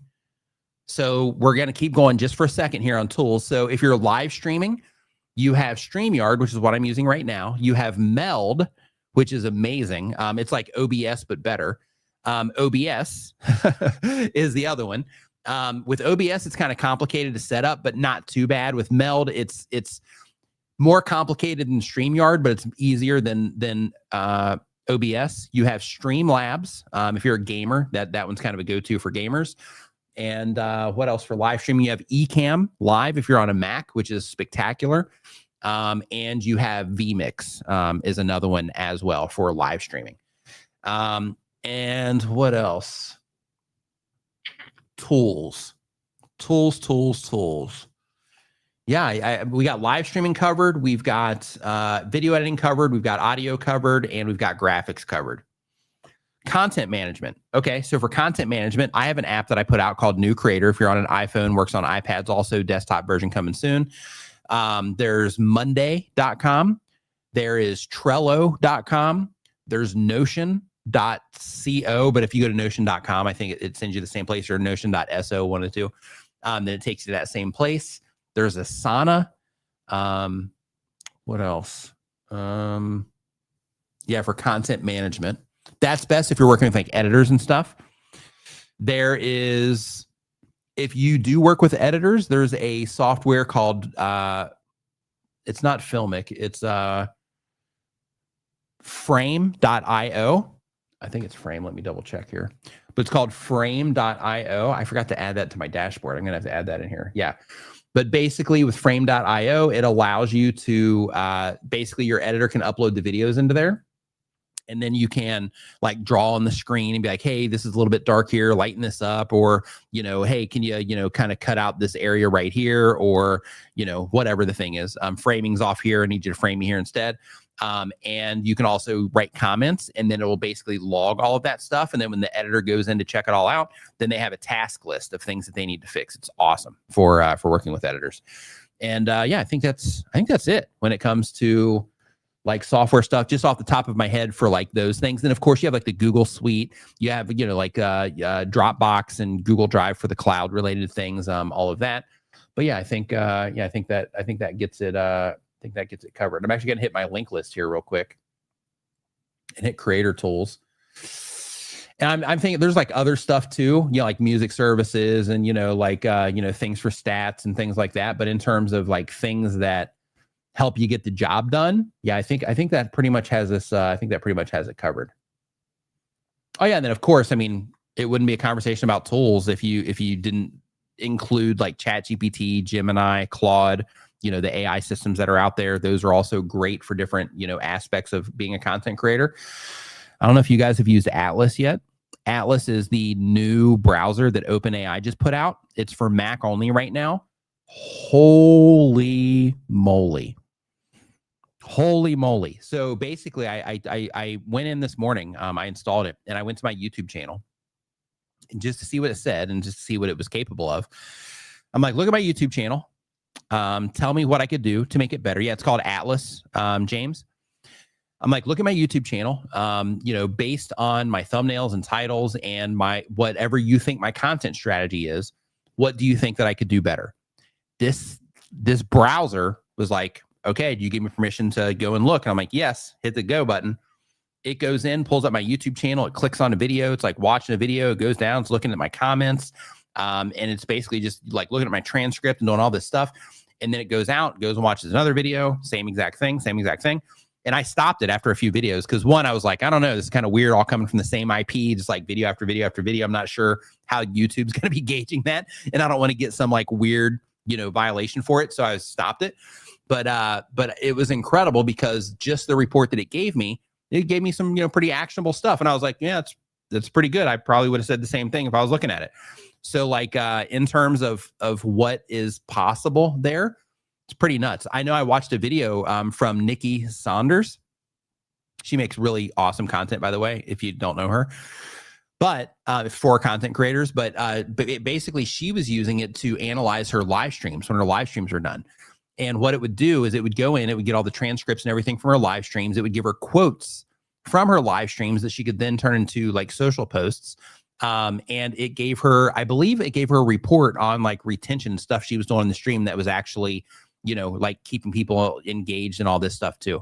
Like incredible, absolutely incredible. And I think for these types of tools, I think it's gonna be revolutionary for content creators in the very near future. I mean, it already is, but I think it's just gonna keep getting more helpful. And the Wizard Room says, I think my favorite thing is creating second brains and custom content systems for people.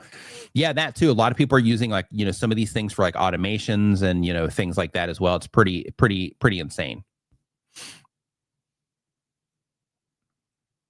Brian says using it right now, it'll fundamentally change how so many creators use the web, and Chrome is in big trouble. Yeah, I think so too. I think that, I think it's going to change how, we do stuff. The only problem with it is, privacy, but, all the browsers have that with the exception of a few. Yeah, I think privacy, and I think just getting people to migrate over to it, because it's easier to open something that's just kind of like there on your computer versus having to download, because it's a pretty heavy package you have to download for it. So I think just the ease of use currently with the current browsers is going to help them maintain things for the moment. But I think that as all of that stuff gets refined, I think that that Google and all these companies are going to have some work to do.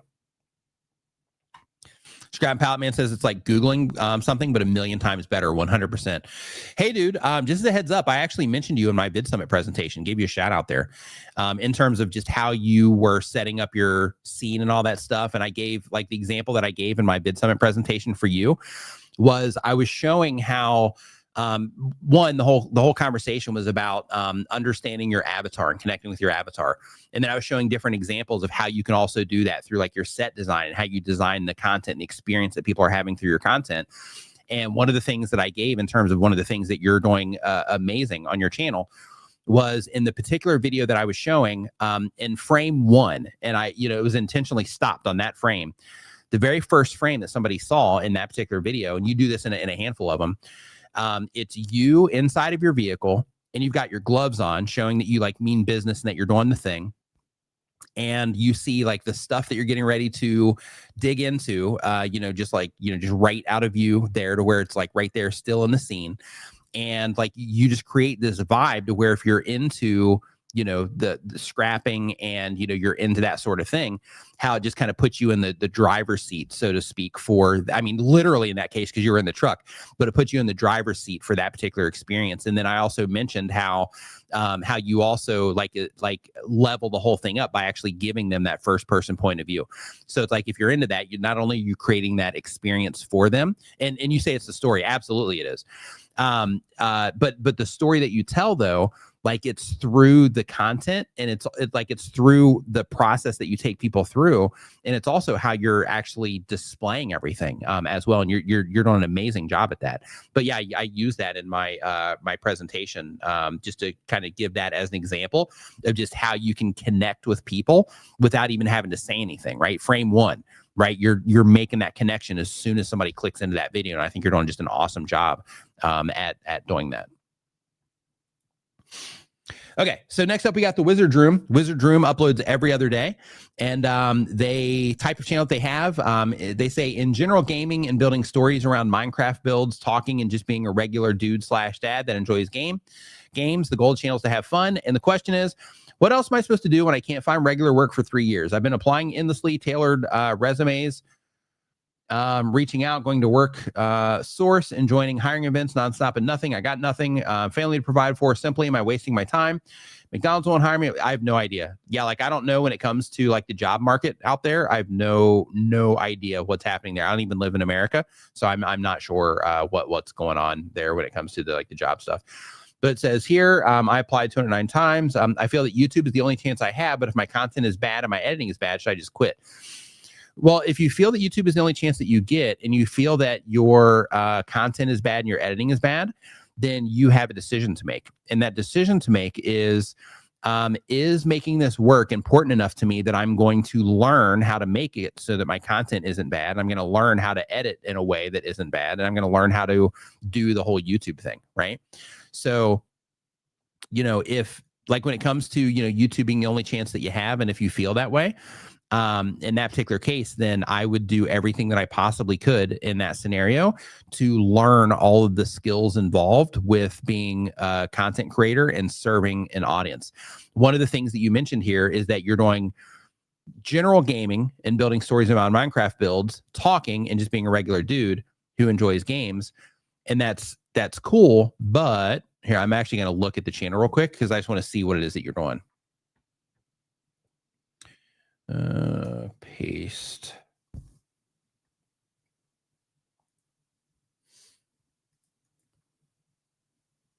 Okay, building greenhouse and patio. Okay, so yeah, it looks like you're still doing like a lot of like Minecraft stuff. So it is pretty focused for the most part. You do have some outlier things here, content here, but for the most part, it looks like you are, kind of focused in terms of what it is that you're offering, at least recently. So that part's good. I definitely would be careful with like how to radial wipe an OBS studio, like that type of content, because that's out of alignment with who it is that you're trying to reach, right? I learned Godot in 30 days. Not sure what that is. Yeah, new parents in school. Yeah, if you're trying to have a gaming channel, then I wouldn't have that stuff, right? And I see here also, life might be getting complicated. Yeah, those types of things, how my audio is set up. Yeah. So if you're trying to get serious when it comes to YouTube, and if you think this is the only chance you got, I would start at the fundamental level of, one, what is my goal that I'm actually trying to accomplish here? Two, what type of content am I going to make that's going to serve a very specific type of viewer interested in very specific things? The answer to that question is not, I'm just making content for somebody like me that would just respond to all the different things that I might respond to. That's not the answer. The answer is, I'm building a resource of a certain type of content for a certain type of viewer that's interested in a very specific things.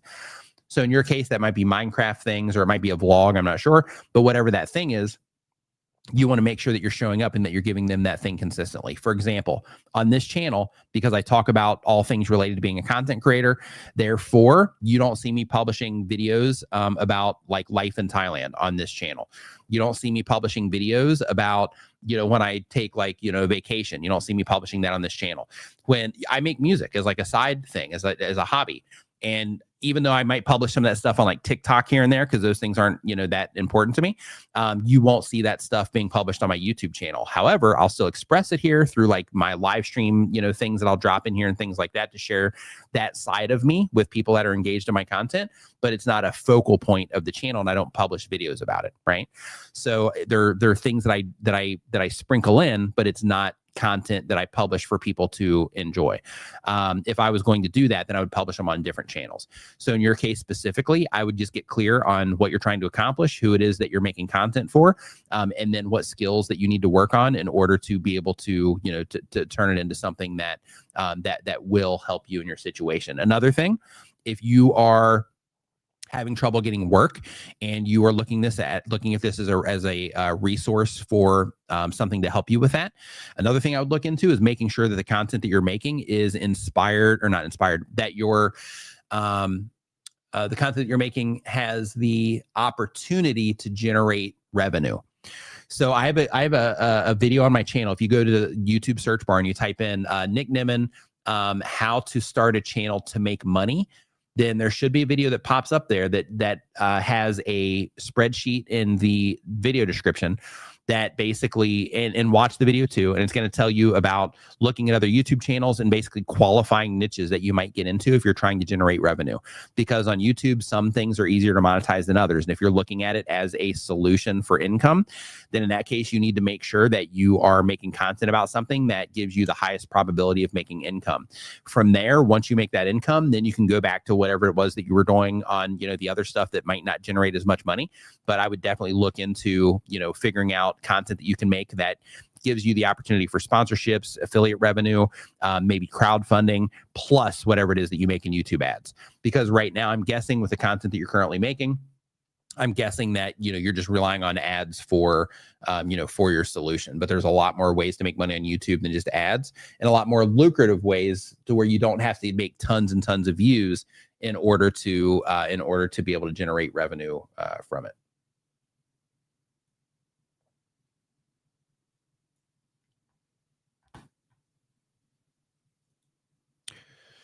You say what's ads? I mean, you're saying what's ads, right? Yeah, it sucks. So the Wizard Room says I've been living off Craigslist and menial jobs for 3 years, like mowing lawns. Yeah, so you're gonna have to keep doing that stuff until you get things figured out for sure. But I would definitely just make sure that you are making content about things that are, that's just easy to monetize. If that means you start a new channel about something else for the purpose of being able to, promote things as an affiliate and things like that, then you might want to try that. But I would definitely, take the situation that you're in and use that as motivation and fire to get super aggressive about spending the time that you can around building up the skill sets of being a content creator. So next up, we've got Explore Norway. Explore Norway. They do bi-weekly content. It's travel advice for Norway. And the question is, in my language tab for a video, I got now the possibility to add audio descriptions besides subtitle, auto and manual dubbing. I assume that's for people who have problems to see. It wasn't announced big by YouTube. Any point in creating such a track, because it seems like a lot of work.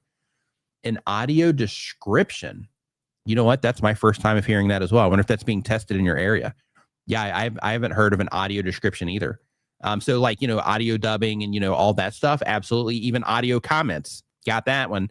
But when it comes to the audio descriptions, yeah, I haven't heard of that one yet. That's my first time hearing about that. So next up, so sorry, I don't have any information on that. That's my first time. Yeah, that's my first time hearing about that. I'll definitely go check on that for sure and see if that's a thing that they're kind of rolling out across channels. I'll kind of dig through my list here and see if there's see if I can see anything about that there. I'm actually just kind of clicking into stuff here. Yeah, I don't see it for descriptions, at least here. I might need to turn on a VPN for it or something, but yeah, I'll see if I can get that to pop up. So thanks for mentioning that. So next up here, we have Story Retold. They've been making videos for 1 year or more. The goal of the channel is to have fun. And the question is, what are the many different ways that I can engage and interact with a live stream audience and get them to participate more? Just be yourself. That's step number one. Number two is ask questions. Number three is, like shout people out and stuff like that. Like if somebody says something and you're like, oh, no, that was clever, or that's interesting, or it's funny, or they have a question that you want to answer, something like that, then, just take that moment to spotlight, somebody. Those types of things are definitely good for, that engagement. And it's just a good way to just interact with people, just in general. So, doing those types of things are great, but, asking questions is a good way to get that going, because when you ask questions, then people just have to give an answer. So they don't have to come up with something to say, right? Like, if you're just like, trying to get people to engage and there's nothing really there, then people have to kind of come up with that. But if you're like, hey, what did you say that you do here? You do gaming and vlog and crafting related to those games. So in that case, hey, have you been to this part of the game yet? What's your favorite character in the game? How long have you been playing this game for? That kind of stuff, and just having those conversations. And then as you have those conversations, and people will participate because it's just super easy questions to ask or questions to answer. And then as people are answering those questions, then engage with them further, right? Because it's a conversation. So you're the one with the microphone, but they have the ability to chat. So because of that, when you're asking questions, people are responding, then respond back to those questions and try to keep the conversation going. And then next up, we've got the man, the myth, the legend. I don't know about the myth, but the man, the legend, Beanie Draws. Beanie Draws says they're getting back into drawing. The question is, going with something Roberto said in chat, growing on YouTube is not about what you want to make. It's about what the viewer wants to watch. 100%. Right? Express yourself on Instagram and TikTok to not feel stifled. I'm actually curious if using the community tab post, whatever it's now called, in a way of expressing yourself is an alternative way to Instagram and TikTok without going off platform. Could it be a good way to show a more personal side, or should the community feed still be the same niche themed? So when it comes to the community feed, yes, you can use it to express yourself, but I would balance that with it being like, okay, for example, if you go to my community feed, most of it is asking questions about YouTube, linking to videos. I've got my homework thing that I've been doing lately, to where I give people clear homework to just kind of help give people insights into things that you can do on YouTube, stuff like that, and to help better understand what's going on with their channels and stuff. So everything is like viewer focused, but on a rare occasion, I'll post a video about my wonderful dog Popcorn, or like that kind of stuff. And just personal things. And when I post those typically get a decent amount of engagement over there. So when it comes to the community feed, I think having a balance of like, okay, I'm going to make this about stuff that they, care about, but I'm also going to use it as a way, just like you do with video content, right? I'm going to use it as a way to also let people, get to know me a little bit. And then you sprinkle some of that stuff in there as well. So it makes it to where the whole thing isn't about you per se, but here are some parts of you occasionally, right, to help people get to know you a little bit better. So I would use it for that type of approach, to where you put those things in there as those relatable pieces, so that people, I believe that kind of stuff, it helps you connect with other people through their care about those additional things that you share. But two is, I think it also humanizes you a lot, because when it comes to the internet, people are watching each other through screens and stuff like that. And I think this is where things like events like Vid Summit and things like that come into play as to be really awesome, because when it comes to those, it removes the screen, but you feel like you already know the person, right? Like, for example, at Vid Summit, this year, I'm hanging out with playing the mom game, and I'm hanging out with Larry. Me and Larry hung out a lot at Vid Summit from Home Rapid Repair, and and Amy Johnson Crow, and we all had dinner and all this stuff, and just hanging out with different people that that hang out here in the live streams. and Joe, you know, we spent a lot of time together, and it's like, you know, hanging out there, it's awesome because like I felt like I knew everybody already, right? So like that type of thing, I think helps with that stuff too. Because like in addition to like, hey, you know, we all connect through this content, but it's also giving you the opportunity to just show that human side through the internet, right? Because you get that when you go to conferences and you get to meet people in person, but through the internet, that's just a little bit more difficult. So I think that it just adds that human element to what it is that you're doing, to where normally it's just an interaction through the screen, and it's still an interaction through the screen, but it's just different because it's more personal, right? So it's not like, hey, this is value-based towards you, but here's a little bit of something about me, right? So so that type of stuff I think is really helpful. And Roberto came in, has some more information on this. He says, if you're focused on growth, you have to cut through the noise. If it's about you more than the viewer, for the viewer, that feels like noise. Growth is about the powerful signal for your tribe. And expression comes with the expense of growth. When you're not a lifestyle channel or fully a personal brand, you can do it, but you should accept that you're also deviating from a growth focus to do it. Love it. Love it. And all right. So on that note, I want to thank everybody for hanging out. So really quick, I shouldn't have said that because now people are like, all right, out of here, peace. But just a quick reminder, for those of you that just didn't know yet, I did put out a browser extension for YouTubers. It's called Creator Dashboard. It's completely free for you as a content creator. It does require a little bit of setup, but I have a video that shows you how to do it. It takes you about 2 minutes. You only have to do it once. But basically, the extension is called Creator Dashboard. And basically what this does is it turns this, so this is the default version of your new tab on YouTube, and it's not really helpful for you, or on Google, not really helpful for you. But with the Creator Dashboard, it turns that into this. So this way, you get to stay up to date on YouTube news. You can track up to 18 YouTube channels. It has a Pomodoro timer to help you stay focused when you're working on stuff. A to-do list. I got to check this off, by the way, because that's done. And it has like a world clock in here, channel information, quick buttons to jump you into, you know, different important pages of YouTube. Daily quotes in here to keep you inspired. I've got some quotes in here from Roberto Blake also, by the way, Roberto. We've got a quick jump to different social media platforms. This is all customizable. So you can go to, you know, whatever platforms that are already in here. You can also add your own custom links as well and custom images to that. You can fully customize this to match your vibe through, you know, wallpapers here that are already included in this. Or you can also just upload your own files as well. If you've got your own wallpapers that you use in your desktop or family photo, whatever you want to do, you can, you know, upload it into there. And there's customization options around, you know, those things as well. Let me get this back. You know, we're gonna go jungle vibe. And then there's also a suite of not a suite of tools, but there's some tools here on YouTube as well as a part of this. And again, this is all free. So for example, it helps you analyze content on other channels, shows you the top performing videos over the last 90 days, shows you a graph this way so you can quickly identify the videos that have, you know, done substantially better, not just better based on the list, but substantially better. Shows you the upload cadence of the channel, some additional information there.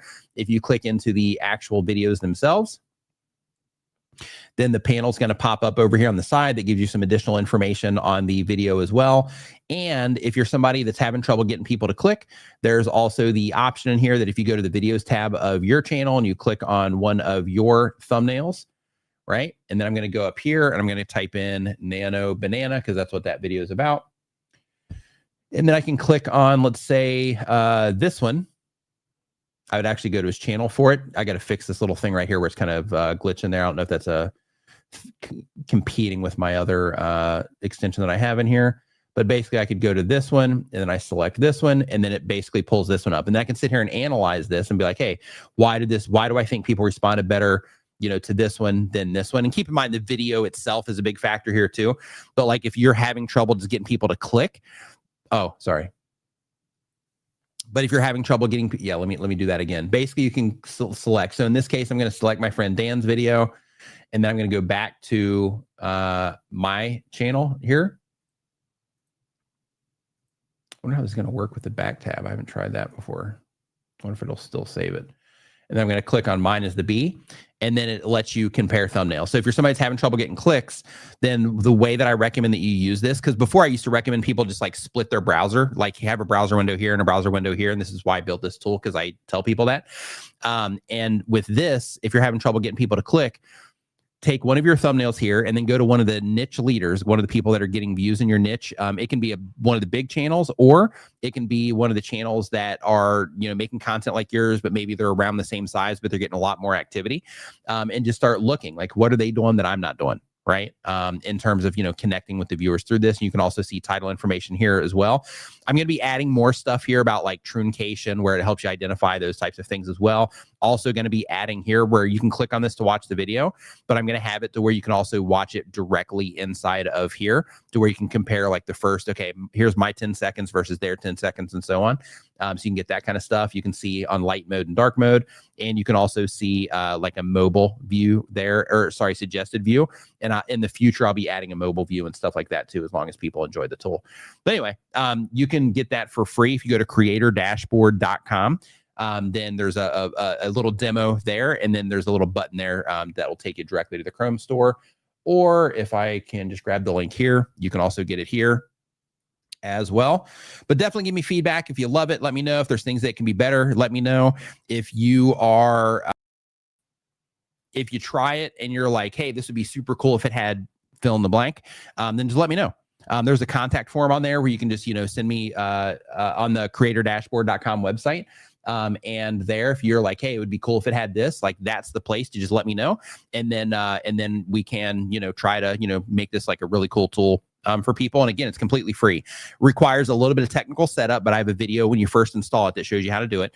So install it and then hit the plus tab on your Chrome, and then it's going to pop open and it's going to say to keep the creator dashboard. You want to hit keep, and then it's going to, start the process of showing you how to set everything up, and then you can go and fill it all out. But anyway, give it a shot. Give me feedback. Let me know what you think. Have a great rest of your weekend. Thank you so much for hanging out. Hope you got value out of this stream today. Hit the like button on the way out. I got a bunch of other stuff also down in the video description. I've got like a free iOS app for managing comments. I got a paid app for YouTubers as well. If you have an iPhone, called New Creator, bunch of sponsor links down there from, different things, all kinds of helpful stuff for you. Smash the whole page, says Late Apex. 100%. Have a great rest of your weekend. I will see you next week. Thanks for hanging out. And yeah, I'll see you next time.